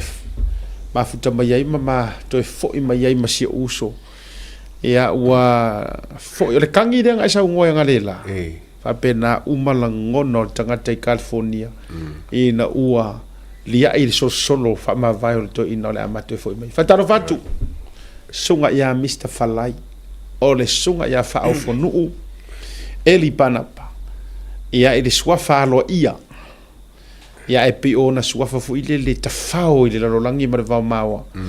le ia Mr. Falai ia mai le unanga le Jevik ia catering ia and take away for ia i Melbourne Australia maroli le se fu nuia ia fa aftai woro mo le malo si le ia so to tasi alo po ese mai ia na lu mafuta lo le marfatu le so tau malo se fu nuia talo fasiata ai le i alu la fa talo fa ile pa ia malo sama ia tawa mai lo au fi fa kalo wa kumu wa u de fa ngo ni ia fi o e fai e ala unga luenga yo ke fa longo mai e se lo sungsunga wa le ai e ke mai foi ke mi vai fio mai ora pure le yaki a golo kingo yaki a golo wow kenen fa le ko okay lo ala ore apa ulo la fo da fia fingi wa kumu wa fa ngo ken ia fa talo fam fa fe lo ile pa ia mal malo so tato wa tunu pa anga to tino tato po kalama tata ya mai de pro wave ia fataro fatu Mr. Falai ne afia te auto malava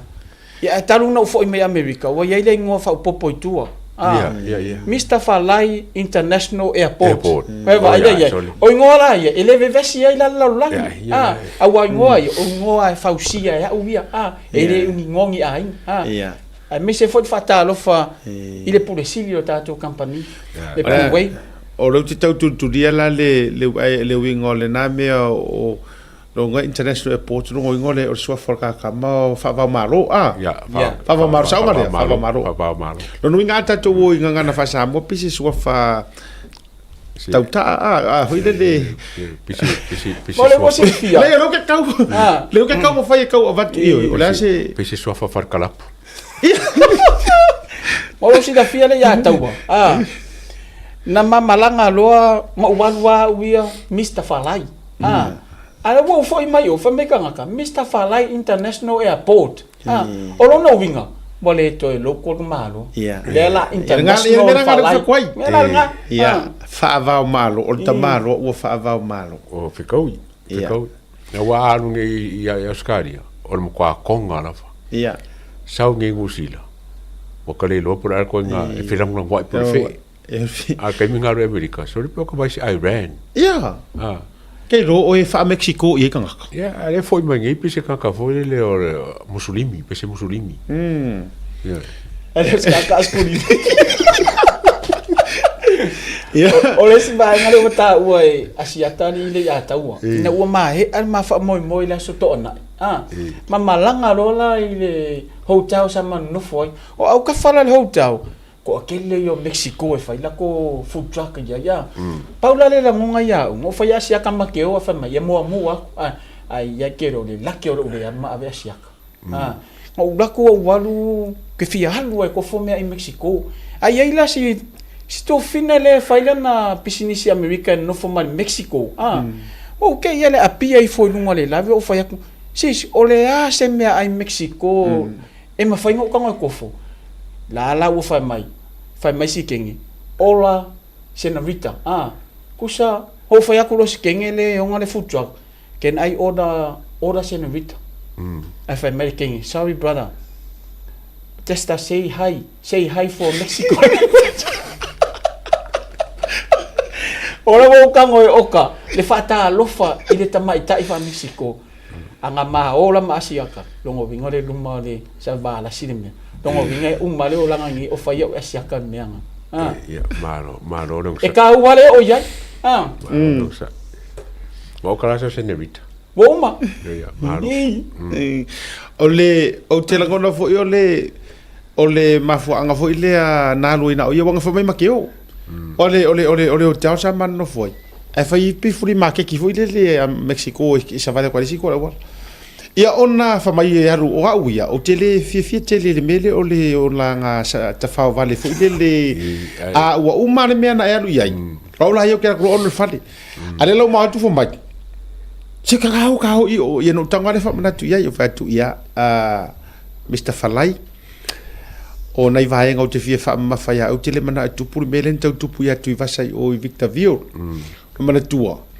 me foi dele o le foto ata to no ai aru faila na live lu mo o next door o mana tua o next door ale ainga o le kaua ku i vasa o la eva i mere ponge ma ia ese banu e to te fa fonga tunga ia ua va ve sola le tama le yo ia wa kau fa si di ma le fanga ale o mana no fa mana je va tu va ai e o tu no nei e o lau pupula ma lau ata ma lau va ai e fai tau e tangata ai me sera to inga fodinga i o e pe le ke sa ngoi pe a va ai Iran or kai mingi ma ko i fe ka America Iran ya no winga e una te wa o faturo le e sa wi o inga halu a te utupu se me aru nga o e langa o e tai u tiro fia va ve le mele ta no ferro ai sa fa mai o ka o Mexico ya le ato E foding Iran ai le anga lima. o le fa pe o skanga kalile ya tau ale ke va pe fe o lo fe asi o makua ma se sumu ngai Malo malang mong. malo ta po ile ya tau fa pe na fo ile Ke renga ai ka mi ro ai ke le go so i koi pa po kala o la ka karo ka ko pule lo malanga ui o ke faro kwa la ka karo ka ulo suafa fa kai ya ngo fora wi mo a me ma ko ai ole ai la se vai ngo ke fa kai e fa fe tai fa to a o va ai la le se tai mo ka karo le puli ai karo le ya tau ai wa fu ore ya to wa ye wa ma sani le la na pong ya man ko fo mo le mo fa fi au e fai le ke dei fa lo mo ngo ka o winga la la ke lele la fofu mo ai la kiki o mai de kakalo ya o fa longo menga la ngol ka anen ka o Ne. vai ye le ai o te au ele ma foi ngopula foi nga ka fara ya fa fenga kangi a kangi ro ngomisi mai sau ka Kangi. O sa ila makar programa la foi mu mai makar foi mo ngora ko sa kangi foi ga a talo fa tu le tu fa fine ya fo le lesi wow ya o le tu fine le o te no o me asa e ata o kenge sa mo le kenge vai loi palauti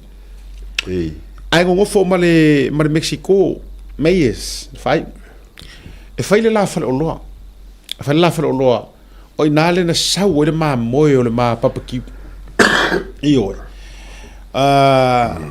matua maka ukia le ya o tele o loa o following o tala te fafitai ai fafikai i ngei sa moa e o aku sa idi malo ma fai mele le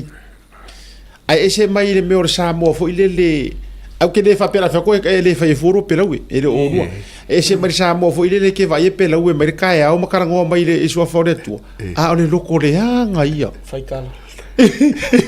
ai fafitai la manisi pe wa ata tu tala no fo pisingisi ia le la wa ye ke o finga moe o ya fo ma sona o junior fa fa lo maro junior lo i cousin ia o si wa mo i lunga yuta ia o tato sunga bishop tia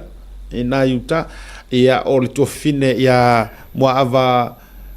ngayuli ia o le two cans na i Las Vegas o le no inge ke o misi ya o e foi inisi tato wa ko kele ka ko siaro e foi inisi na to fine foi tato pisingisi le fale aina ma so se ta for America o fa to eletala fa fetai o tangata ton wa sila la sa fa ir ka maro le pulo le ko Mexico wa fa ai io si pinginga singa ko fa Mexico ko Mexico hola como estás a fa pera que ruakaria bien e vai fa ko ka sirka fa va de fi ese wa o me ka me ko ale memore ka o memore ka asu e me nga era loko e ai fa Mexico mai lai la ukala no fa pia o wa fa ka lo fa le kamaro hola memo ai fa ka lo fa le kengi hola señorita que luego era pe fa ka lo fa il fa fingi e pa un albero la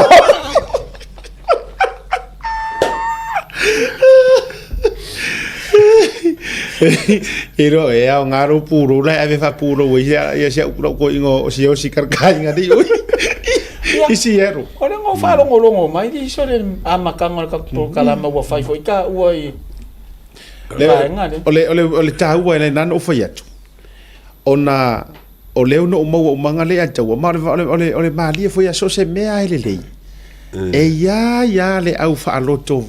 e ala e mo me ya ola ko upora ku hueringa ko ya la ngo make ko mama te tu tonu fa le anga ina ole tangata le na fa ila utala o se tasi o tangata sa te le se ma fa soa ole kele io anga feedback se e mai le por kalami so fa si o si taltaina e no foi Seattle o ka ua ia Seattle State ata Washington o kele iwa ai kanga ko kero penga fa se mega mako ko kele i mo kere o mana tu fo no le wa e kere o ka ke mangkua maybe nga sau awa fo ila atale mana tu no winga nga alo ele sau e nala no fa no ia na amata na ti ngale loto le lile war kanga ka kasile a fans kasile kanga ka fia ya i te ne foi le tata no iro nei ngo kasile ia tai tala te le pole fo na me ai wa umaka ko ngo fai mai le ula le ina ua tato fa soa nga ile mele sa tupu ia ina manato la vea le sa fai ko ngol o ina tonu ana mata no va ia tuai walangu mai fe walangu mai masa welo alela o loanga wale wa mai uma tangata na tala itala noanga le lato wa ke le lopo le lato fast family o ila le ka ke fa ya kwai o lo o tato o le pe or kala Yesu ngo fai o le aka ke ai mai la ke fa ala kainga ama i tato ye e le o sau e faisanga kaukua e le o kango e faa leo mangaku o rea kungu ulea o kala ia kau ke faia leo te faia mali atua o fina ngalo i o tangata e faa iloa ai paulanga mea lai fai o le tangata e ola ai u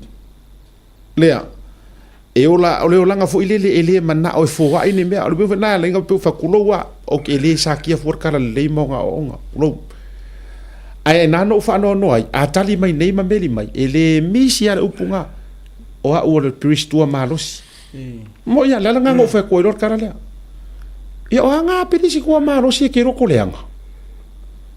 wa ia mana tu fo mai e fai ia la auli e fai mai se fuanga o fai nga so nga ko pe amerika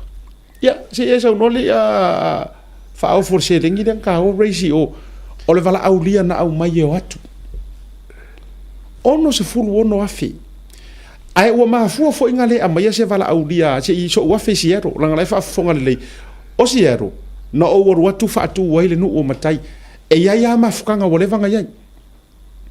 a lai mai mo mai le fionga ya fo lai mai mo mai le fionga ya va ya afa masanga la umalanga mo mo sa o wa fe ai na ngo fo siero yo ainga fo o so to lua ai a ami foi le o mo te feilo ai manai matai le te mana tua le au anai sko ingo kia o maliu o sto ino afa masanga to le fo o le fionga ya fo le tina ya fo malo tuto tas ma koi fo le fale inga i mangai fai fe au maskamo o Joe Wilson ma toi fo lo o lala mo ki ai ma fai matutala ai tu ele tu ele loto tu ele tu ele loto asiaka faisa ulu i kanga kaia e oi foi fa vai se la ko mafukanga fa samo o fa ia ilo talia lele fa vai mai ilo ingale ngu o makai fa rongo lele mai au karinga si osi karka ingalanga e ke fesidi po le asa o mea wo fai mo lo community fa tu ese sa ia mafukanga mo langa ia ko inga sio anko ya leota Strickland kasi nga fa ka mau mafukanga kekele la ia le CEO sa ia mafutanga sa ia foi tai moai e paloli ya Pauli Itali a me se foi o le fionga le malu ma le totel a le au ke karangoa au le anga o lo le loto a o malanga o ke manga o ye se ai le o le malanga ngo ka ngoi lo fai le lo ile fa vai ai le ngu la ia i lua kua la ia i koruongo o le mau popo a lewa o te ilo wa ai tunga ai sen mai arkanga rea ko kiki aka ko porkalame uma le atua fa mai tango makua fai mai afia me lewa o se fe umanga wa fiwe ko e kanko ki mansen o umanga o kango foi ngale screenshot umana fa matalang o mea uma fo i kai mile o fa le mai va afia me mala auri a vai le sau o ia ngai ku o le mea le o ia kongo ngai ku o fasioki ala ola le mau ngasu ngala umai vai e tatele fa ngala ngasu au ke aru wi e evidence ma me fact ma to te tauri maina a o fa ke ia ma fa so ai fo i maru so ya tu le pa fa tai so le ngo vai ku nga ma kwa sa mala mai fo ku le pa e o ya ku le pa fa kai so o ma tu ia fe le o fa sanga mai tangata na tutu malosi e ka ku le fa nga malo Moro si rafia si fa kula kala le si o si taltain. Si fa kula walua campaign al fast. Lai mo ma wala ke e ke fia ka ore ngol la ule le male to le wo fa ke ado fa si dia ngai. Walua campaign al fast. Blue Wave TV was one of the major fongale drive volley or kulingo pe. Campaign no lua fe kasi posters o mama me nga fai Samoa oi langa wa we fi o we idi kaka kele mor kanga ka e fi o so e ka vange me yo e ka langa mai runga fa vai o me ia o posters o malava ma me uma fa pe nga langa pipi so ro ia ka ko fai pule mai le uru ai fa vai nga o le loko fo ile or fa Samoa le ko ke mimika ide ki o ile karka inga o le loko fa Samoa nga design ko fu mo ngole pule le Blue Wave TV le mea o manga le kakia uma I fa vai papa le amakanga uma meia digital campaign o I nga va ko a nga lue fo IT o ma le rua ferua kasi malo faasanga ku asiaka mari akau ar kau kaya e ku leil campaign lenga umangi ora le mei bo ova ku lunga man mang malo fa popo mai mai si media o ke ro fa aku aranga leu ke karangoa ui so who are you ke kau sau ke kau karangoa mai mai kau fising mai le leanga o lutu mai le leanga o lutu e ke le fa fe kai mai ngia ma ko nga ruenga fa fe kai community ma i foi no lo ai wo loanga wali fo ka fale uma loko ngai mafukanga i o i siaru wa mafuai ngo va ia tunga wa amata mata wa esial tara no aisi ka ruai la ka maia ioi ta mai e fale anga amu ma au ele ma fainga faingi mea ele i lo faingi mea ai fa nga mai fio nga le tua o le popo ko ia e fa nga mai fio nga le tua pe yo me ka fa maka u mai tangata o lo le wo ka ngola u li langa ngo fa ye o le a o fola ku la le fala le o ke roe ke le kai kai nga mala mala mai io te le te tai ma o le alu fo i Asia tai alu ia tunu i fo i America et pa do lo fa mangu yanga mai le kua let me tell you that karka inga siosi o le fa pero fe kanga le ala u fa fi au nga fa ye kai kai ku se fast e o karangoa ko ilanga ye mea o ke e ka fiofi e foi mea e ka ulanga fa su lu ku e marmala mai ongo masinga ai le ku ai fire paro ko lo afiru kasi na professor ye waita ya kia ora ngaruenga lea o le a e fa karangoa ngai kanga kai silia ku nga mawolunga ma ora ngaruenga fo ile o le a ave o ile ku le lalang e wangila era ngai fa ku ele kai e papa o ar fa ro ko le anga me ki ka o mai o te le tinga ai o le wo fo la ku ya ki oi so who are you ki ka mo fai fu ai ki ka ave e se ia fa mangu ya nga le tua o fai mo le ya ka mai ana o fia fai kupe ma o ngau ro kupi o ke le sau avela o fai ngaruenga a ko ar malanga le ngama ku malanga ai ka usanga len kengi ai sa o walu o kofo vai e vala au lia nga mai mo ai o laku fa mangu ia ile tua ia ta e o mai aka ngaka o mai se le o usau ro o fa ku puli o le isi o vala au lia le la fa o le aka ko wo o mai langa o ke manga e kofo fo ila ko ia e mangu ia o fa ile ku ale o mare ma ko fara le fu ka ma mai ngi angi le fu ka ma ka wo mai na ma o fo i makere yo ma ke su e kupe ele le fo ile so fa mangi ngole ya tawa mo wala vanone mo o to wi ko ke ka mi milo ma ko loko fo fa pengi fu fulu le yo ko loko io a e makiva o e ia mai ai u o i Amerika e kere fia wi fo peke ingo ya ma dole mo te malangat ngo fo pe o e ia maruka ma a inga e akire monga ma me umanga ngo fo pe o ia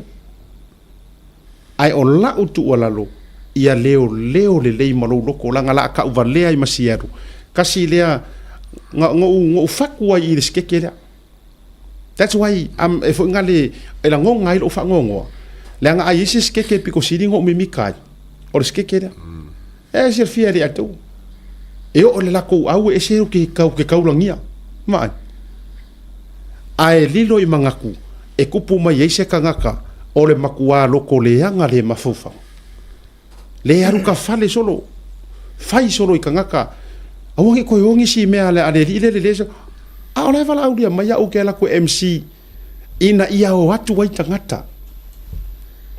onos fu wono afele nga race Victor Viol ave uma ia ile fa fonga mai mako peleskengi fa fonga kai fongo ai meser komiki sa au ana ia vai nga le utanto wa fe asiata pe no fa longo mai le tato pokalam amatang pokalam ia wa fe fo i semana tu vai nga le o vai nga mua ile tulanga o tangata fa apea ua fia popular ai le se me popular ai o le tarsa ona o le si vai nga o te fia o tulanga le te tawon fa manino ia o le ave mo ma ile ta malanga le ile ta ia ile malanga le o le vala au lia le na malanga i male to fa ya asiat o asiata o le MC a o au ia o ke kukainga tau mafor fa moi moi le sa mo malau fa fonga le ni vaenga le afiafi ele iai ma se leni sa mau tu langa lea sa o fo lo taimi lo o nanga le community le sa mo o Victorville wa o mai tawina ile afiafi o le community ele to tele ai o ke fai yaku o le loko ngā kasi o ka ngā kasori ngalu lue fa kasi mangko foi le ata o le alu renga o alu inga o ai ke fai yaku la o le fesoso wangi umor mafukanga ya o de prepinga umala o tau mafo so le ese o fia yai le ngalu lue fa atasi mai tawina i le afiafi o le to atele o tangata malanga mai so se state o America o Utah ia kale loa ka ule ngo isi kekenga malanga mai kokong le ya taua ono se fulu wono afere tupe sa maua ele ngata ile malanga mai o tangata fa feiloa ile tauta ia so le so aku foi o Mr. Falai ia nga ka mai hello Mr. Falai oka Kishi ia ke va me can I hack you ya ke ro ngo fa kam au hack you le va ai le mole ngalu lue fa kasio mea uma o le MC tu wak wai mane kuka sa wai mane kako pen or vai masima so le maka ukia le ya taua anga le pen o ke le si vai luma o ke le manga o ke si vangi me fa le kong ia ma watu foi o i Bay Area o le fa mo na sa faila vai ma o se leni ai ole nganga mama ya te maua sa koe fa fo i lima fe ole ma fai tau langa lea ya Bay Area wa olo o yele fa mo malanga mo sa mo anga fa pena ma ke su e kupe ola se lima fe la koe fa fo se mangu ke fa ya asiaka ave uma ka sfulu fe kaka i lima fe ai onga ole ma nganga mama ma ke fia ka ku pe community ole ala len koe fa fo yele lima fe ole ma sao por ma mea lofa i le fa moi o Bay Area ia o se kala o konga e kusa mo mamalanga o nga o keilo la ia ka nga kai fa pea la wa ma o ma su se lengi ai e lo ilo lo ma nga lo ia malo ale na ale winga la te fa malulu to va tu le ko meni mai ia se utina le fo nga ya fo a fo malu tu sa o le o ma o te fa ingwale le tu le se utina mama wa fo o le mafana fana le o le so tanga i le committee le la ko mengi mai runga esa o le fa peangi au committee fast walanga o le nu o matai ma la to ia le o la to no nei le sa to ai le fionga pa mia a fie mena mata afali pa ingalen to na yatu ile nu o matai tu fa tasi male tau mo fainga le fionga ya Leota Strickland matulanga uma ai pawa le o mafu e fe vai ile foi fiu ia silo matu o fo e kau siaki po ile ko inga kanga fa pe o ya la to le mbedi mai ngara le no to faiatu ele foi se nga ka ko ke karangoa ia o le HRPP ma ko sa lo karale ele ai ma se nga ka ke o ia kau fa sa o pe a fai o nga e fa le kongro roko io le nganga na mai ma we pe anga o se kanga kalawi loa fo ile tata ya si osi le na no foi atu anga o se kanga kalawi loa fa sa por kalame meu kero e bole vango o mai oi a mai oi ke sau ngei sau a walanga a fai ma ko fundraising mo ke mo o mier tangata e sau ngake a mai kanga ka kasi le vai nga o isi kanga e fia fai fundraising le atu ai aka o kurua ko kongi pa se oli a ai vai mo ar fai mai ia wa foi nga kupe ai fa fe nga ku kanga o tu ele ngofo se sia ku ya oi no fo la na to te vai ai o ai foi la fe ai avatu tatu vai avaku ai le vai papalang palangi o lo inga fai me va pena o ia le avaku Beyoncé vatu la to wa celebrities o le si vai nga no fa alongo nga mawai le uleo yo fa mai e sai me la ko ya mai fo asia kai o le fo ye lo makai le fa samo o le si Si leo nga ngo fa longo. Ole loto ai na ia le e mana tu mai le atu ma fala ia nga yo vai nga ia ole tu ala lo foi le vatu ya auto ia tu te faia meu fundraising ela vatu la utama insight le so swang ya uko a fai wale vanga e fai fundraising ele ai ma se kupe kele ke maua e kele nga u se la wa fe ai e fa nga pi nga ki kango fa nga fai ya promotions yes a e mana o tu petele fai spend le money e fa penga ai le kere manga o se la wa fe manga e fa nga si riva ke manga o e prepare ai me uma loa ele ai mau kere wa ku nga o kere ala ku nga o kera ku avinge ko si pe ke ala ku fa nga ko fa ni fa le ai e ta tia ko fa nga u wala ngo i e kasi fo ngai me e se fero ko le nga yo me makai Maria. Lai fa fonga mai ia so alo fa te le fa ia la tala le wai le na ma le laina. Le ka ko inga so alo. Ia. Maunga. An ko se ko ru. O so alo maunga. Ole makwa i ta pipi. Sa ole le ia. Ole matua i ta pipi. La ele na o ki fi I didn't know what. Kasi le nga wa vai ma fkanga marko inga makwa ma fanga.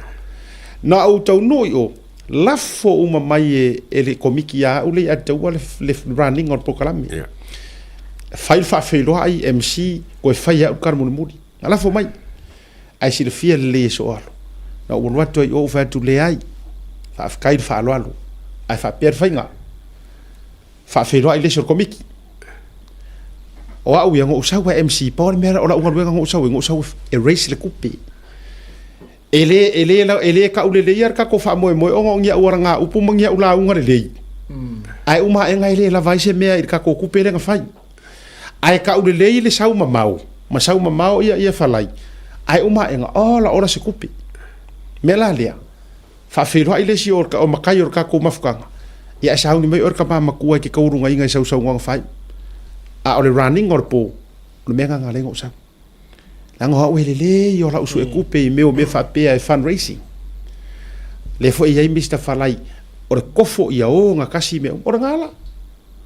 Ia le vai le mako pa o ai roa nga lulu e me uma mo le yo ia lo fa ile ku.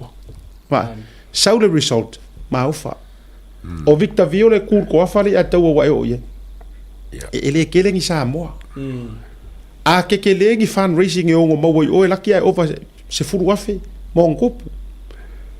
ai al tu pelen tato racing Ongos fu o no a feiva se la malanga tu le nu o matai uta malanga mai le ai nga fast i Las Vegas malanga tu le ai nga fast i LA malanga tu le ato Samoa LA tu le pa malanga o mat ai sea o le me ye kangaka e o ye kangaka Nga sfuru kasi ya fere kupe nga fa alu fa nga yoingo a ko pokalama. Sukasi le matou le preparations. Nga sukasi ya fe nga le me foi na tele ele alu le hall. Fiku afe le me na alu le hall. Ai sa unga le kupe mau ongo le yako. E we vai le. Kede. Lima sfuru lima buffet. Tatou to ala ia le tatou committee tu la imo Samoa. O mako fai longa yo sisi nga fu fa fonga mai la au kirikiki ma au fa fia e fiku afere siamping yo mako kirikiki eri o ko vai o ko e fa ko a kasir ka usanga o tura imo Samoa ai fiku afi o au ko mai kai eri mafi ya ke o fo ai le fa yo rosa o kirikiki wa ko e ai mai si o fai longa tau o loa ma vai nga fa pena Alo winga fa metalanga. E tutupu me le lei. Ie loto le lei. Iyo. Ai e ya fa penga ya. Ora foi la le ku ala lo va ku moka ko ai nga fast uma ai le ifa asifo ma va tu no fai ule usu. O le loto le o le tai o le tunu ule ya tua. Ia ka ko loko le lei. Ia ka ko fe aro fangi so ia le fe loko le anga. So ia le fe ku ya. Iyo. Ai e você me que le fia. Karangoa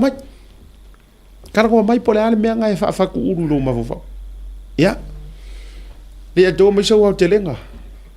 Le lo ma ngai fa ngo pe lo wa kala lo malanga. ai manga ia fo le mka pura ka ko karongo ia o le vai mo fo le le o se o le me o so ia wale ngo mo ku pe mo lavo I le kule pulo kule nga sa wer kelo me o vai ngo mo nga o kero fi fo le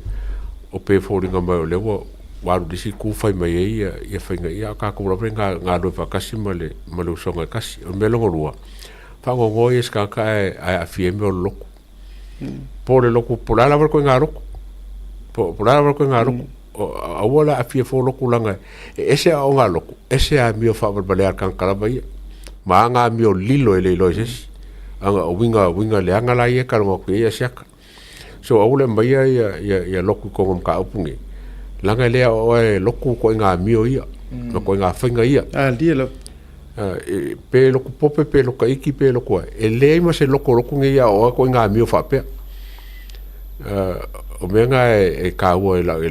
fa ngo iska mi ma ka wo lo ka ngo ko im ka pu fa pengi a wo la fia loko a wo mai foko ko finga loko nga foi fe a wo fen ka ngo im ka pu ngi a o ia ngo fo o ma wa mi o lilo ma wa mi o le anga lilo ke ngo fo mo a wo la nga mai ki mai lungo loko e pe se la ba nga ai mole ka pu fa lo kele ia fa ka ia le fo ke ba kwa le la pare ka ko au supporters ngo vai no ka pu le o le kele io ko mengi fo nga o le fi ka le io ke le masangi o ke le masangi o wa ku le sau ko mengi mo me se so inga sau ia ngo fa ngo le mu ala ia le o ngo skasi sa ve ma ka ko sui ma ve ska ka sa fa ko inga fo ka ko pokala ia ai so pokala se ko kipe ai manguia le fa kai wo ka mo manguia ia le fo wa ka fa ka so ma Mr Fly ma ka ko pulenga ia ore le nga ko nga ma le atua fa fitai lo fa to ina fa fitai le to fa no ti no betangi le ore aka le lava kuilunga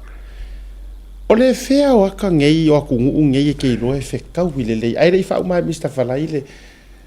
o fea Mexico ingikia Iran ma le tupai Iran o fea e ko kusele la wai fa fa ka ko mosca ka foi le mfinga ka ko Mexico fe ngolo wai fa pe ai pero e ngome ke au la la pi pesca ka la pi le ku mangu le fa long polo pa la le fusi ma so le so fa ngolu la fa la verify poi por eso lo haré solo te fa pa ki na ma yo le o le verify poi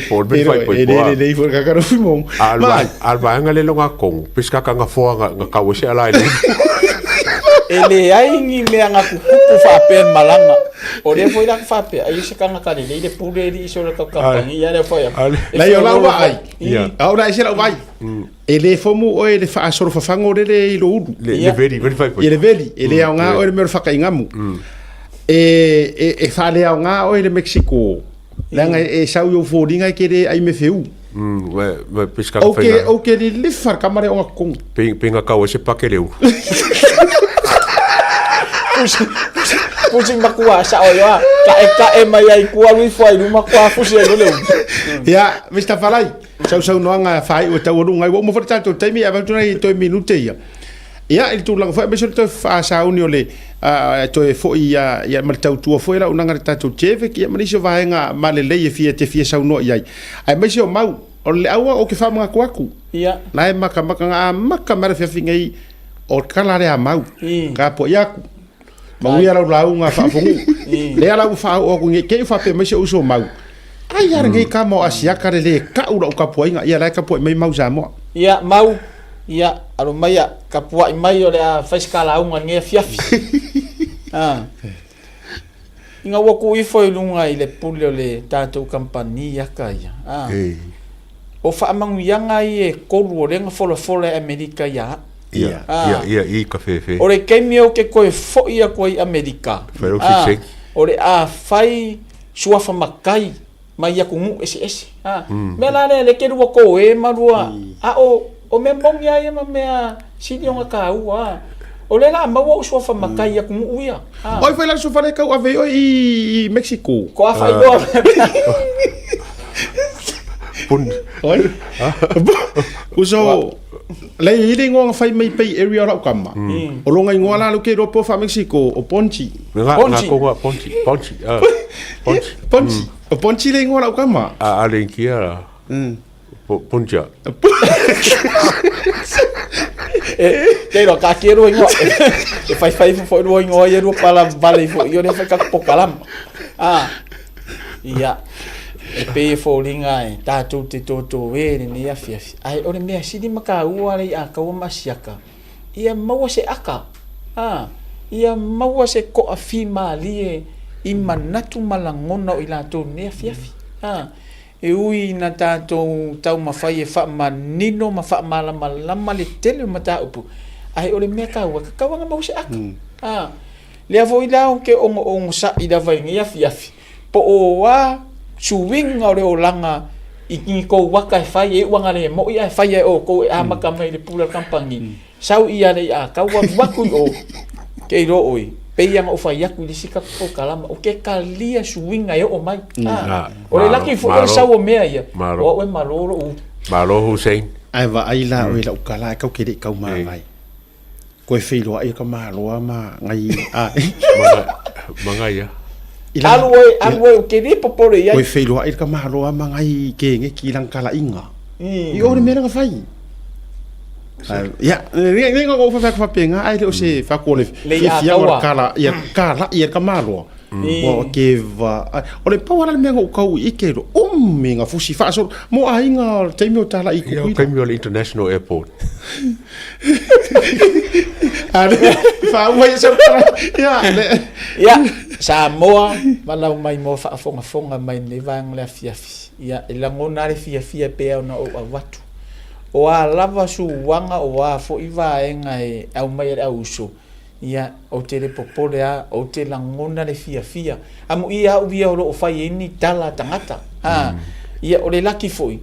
o a o le kausanga nge on makwa lava ora upusa o mosa ile ia pe fi wifi ia o le laki le lava o mosa ai o se fia ngasilima se a nganga o fa ftaiteli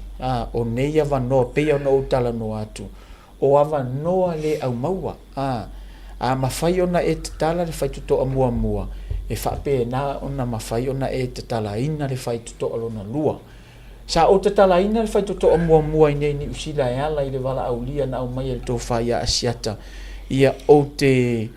kuka i mea i le whaamoe sio na fini mawhai no o te tala ina le whai tuto a mua lea na u malanga mai sa o fai atu ele ai se to tongi o Mr. Falai marona ai ma to te fia so ni atu ai peitai o le o tatala le fai toto alona lua o se fia nga sili na mo o fa fetai le ali i se ta leni wo ia fo ai mai ate au le ala o mfai yo na international malo Mr. Falai fa fetai fo i la o fionga le pule sili le tato company Blue Wave ona o ava no fa au pea ia fai pe ona maua le avano Mr. Falai lunga o le tātou pokalama ia ato noi maua isi ata e nga umanga rosu ngua kanga o te fia ia maua se ata ma toe fo i le fia i roto ma a nganga o tangata uma ai whaftai te lole a tātou toe whairoa isi taimi toe paune o lo waso i ni usila o toe fo i Australia ia o lo whaamuri mai se o tō lua ma se o whanau ai mamia tele ia whaamamoenga tātou company ia lua alo lofa le leile puli au te lua whai malua whai tātou puli ia kei loa e ke lele la fol puli ai la ikiki o ia ele le ia le tope atua ule nei taimi ia le ia taua ele le vai mai o le la fole o no sunga le ko vai mai fefeke la kunga yo kupe Amerika ia awalo kaila la pule ia o falai ai wa me ke reo me mai mulmuli ai fafte tero tato pokalame na nevanga la viafi share tato pokalame la fise ngana le toto marina fo nga vateli kaila ai se vai ngai taua fai ma vi inga le tua ai fo se fa le tonu ia to fa fo mai le nganga la vai ma le loto ia ma wa fia le langa le ngo I always smile ko ke ro mai fo inyo fa Afrika uri nga kikili e sa ole e oi ka fo fa Afrika uri ko nga a ka umale moi mar fa wa tau do mama langa ni nga ka yo de ai tote the key is always love fa manatu mai le ngata o tina o ainga fa manatu mai o matu fa le nga fa manatu mai fo even le puli o mea ia e laurunga e se ole aka ia ia ole nga fo ia ina tato tali ma tato wanga iluma ponu le fiafi tato felo ila soa tofi askofi tato wa proclame fa wa wote maruera foi ngamalanga aftai ia tato fa lo fatu me pone lo fatu Mr. Falai mo to ia na kuiki ku lava fa silanga le se uso mai i Hawaii fa mo taro fa fata lo mo me lo fa anga fa ofonu evile por silo me leva lele o lo momoli mai la fai nga malanga o le wo mo fai tapo inga ia na fa o mai la tu tapo inga Samoa kawia le wa vatu mai ya ele yon malanga nei la fa me fa o ku mai ya oi la fa le cash app foi le tiji ai or fasi sila ngale mo tato wa inga fast i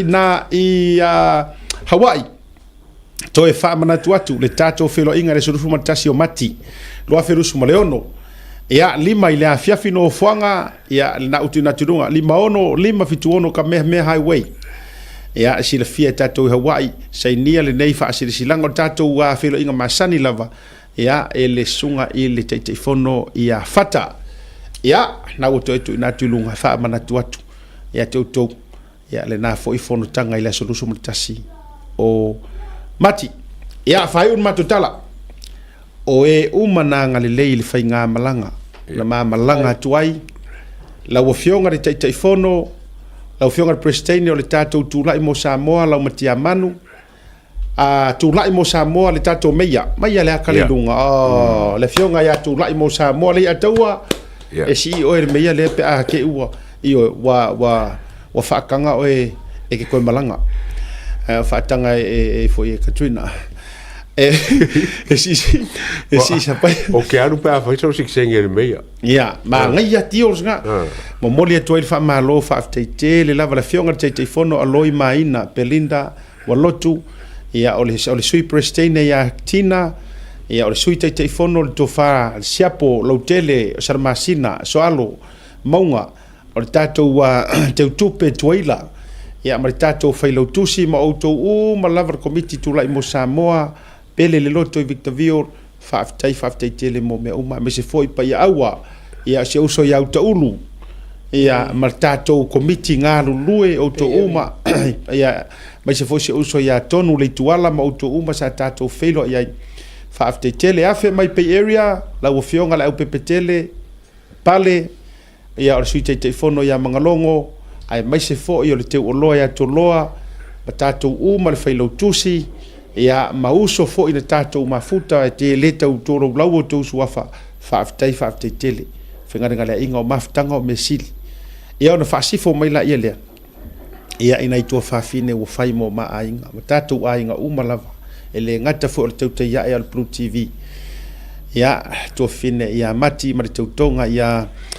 misa la auna fusia sunga ia tuila epa whaaftai su omar whalitu a soli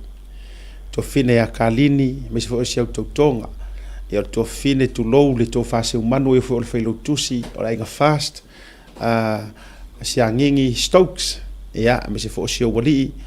ya fa pe foi ya le tato mafutanga malava ya fa te tele to fine pele fo ya ana ya male totonga ya Tom Fredrickson o lo moli mai lo faanga lo fa ya la tato ainga na LA fa tai to fine ya sia ma uto uma na ifo ya la lango tato fa mo moli tu fa te tele ma fa malo ya ma uto uma ile ngalo afi asiona vau ya le uso fo ila to ya avamua panapa ma fretua ya fa fia ngai lalo na sa matolo lo tuai ma uto uma mai se especially our sumuletu motu fausi ona family ia martato wa fiawiva family ia sunga fo il fo mai doctor tau pau muripola sumuletu siona marfatua thank you very much Pastor Mo and Sharon of course maleano anoai ia fa tele mataele mai sel to fine ia rini whapea fo i le tua Filipele ia kueni ma outou sa tātou ngā lulu e whatasi whaftai ma le taele o le loto ia i mea uma fo i sa outou whaia whaftai le maa au whaftai le milmirisia ia sa talitonu le lea nganga i o le tau mawhai ngale nā sa maua tu e tau mawhai ia whai ma vi inga o le tua ala matou mo fale ia matou fatu ne vangole fiafi soifua me manuia. There is no better way to support the 685 than to buy locally sourced goods. Here at Tasi Market, owned and operated by Samoans for the Pacific.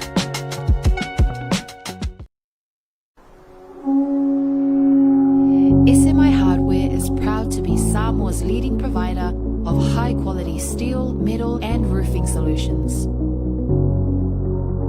Colours inspired by the heart of Samoa, from the deep blues of our ocean to the warm natural tones of our fala and tapa.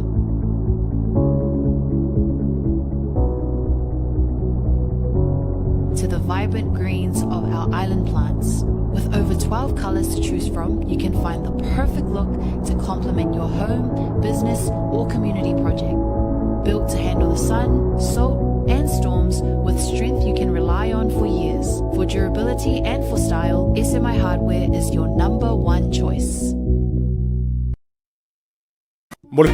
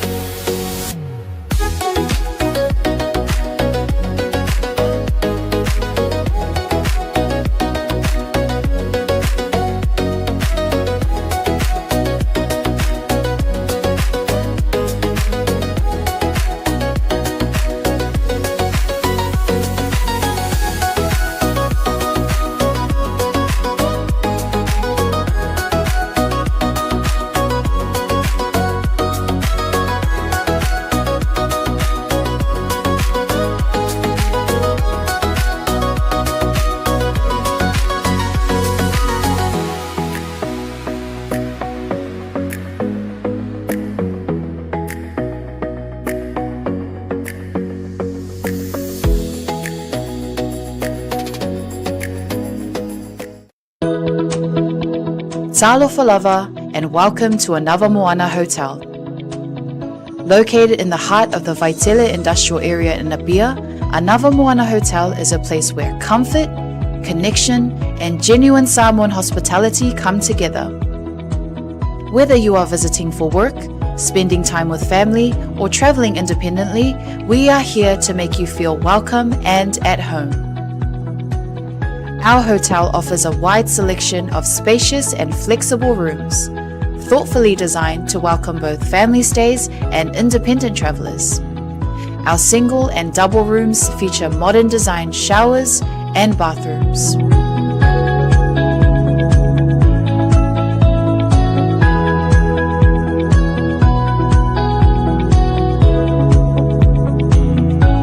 Our family rooms are generously sized and thoughtfully set up to accommodate families of all needs, offering a relaxed and welcoming space where parents and children can rest, connect, and enjoy quality time together after a full day. Designed with both comfort and practicality in mind, these rooms are ideal for longer stays and family visits. Anava Moana Hotel also offers well-appointed conference and function rooms that are ideal for meetings, workshops, family gatherings, and special events such as birthdays or weddings. Whatever the occasion, our spaces are prepared with care to support connection, productivity, and celebration. With restaurants and food spots conveniently located nearby, you'll be surrounded by great dining options and warm hospitality throughout your entire stay. Book your stay with us today and receive a special discount when you mention Hana, Asiata or Martin upon check-in. visit our website www.anothermoana.com.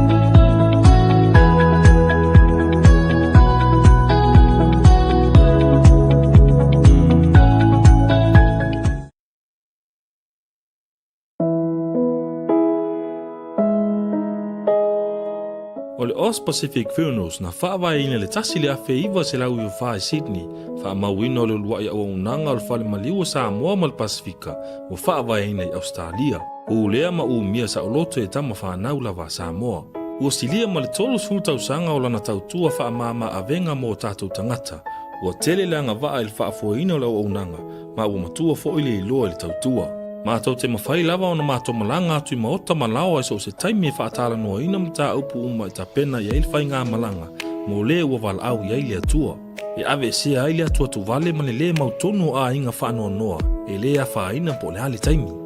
E tā ua I mātou o tātou tūmanga no ua malu ma o lana anawa tau ave lava lea. Dignity of traditions is our service. E tau tua le luas fulfai tu la I le fitu aso le vaiaso, mātou te ngā lulua e tūsam whina ngalo mana onga o ainga, ai leo so mātou manao. Mo le fia malamalama atili o na sila mwhai tau malamalama le ili mātou tu lau whamtalanga le website www.ospacificfunerals.com.au po le telefongi le tutongia, tasi tolu se lau, valu ono, fitu o, le national, o lua fitu lua, fitu wha valu tolu. O le mātou telefoni fia viai, o whaali mo o, tolu tasi wha, iwa lua. Ma fesili mo rata maitai pule, na omi ma sina mua. Mana tua nei le tautua le Os Pacific Funerals Australia, lo whale maliwe le mo moe, ai tautua ina oe le alofa ma le wha maa avenga.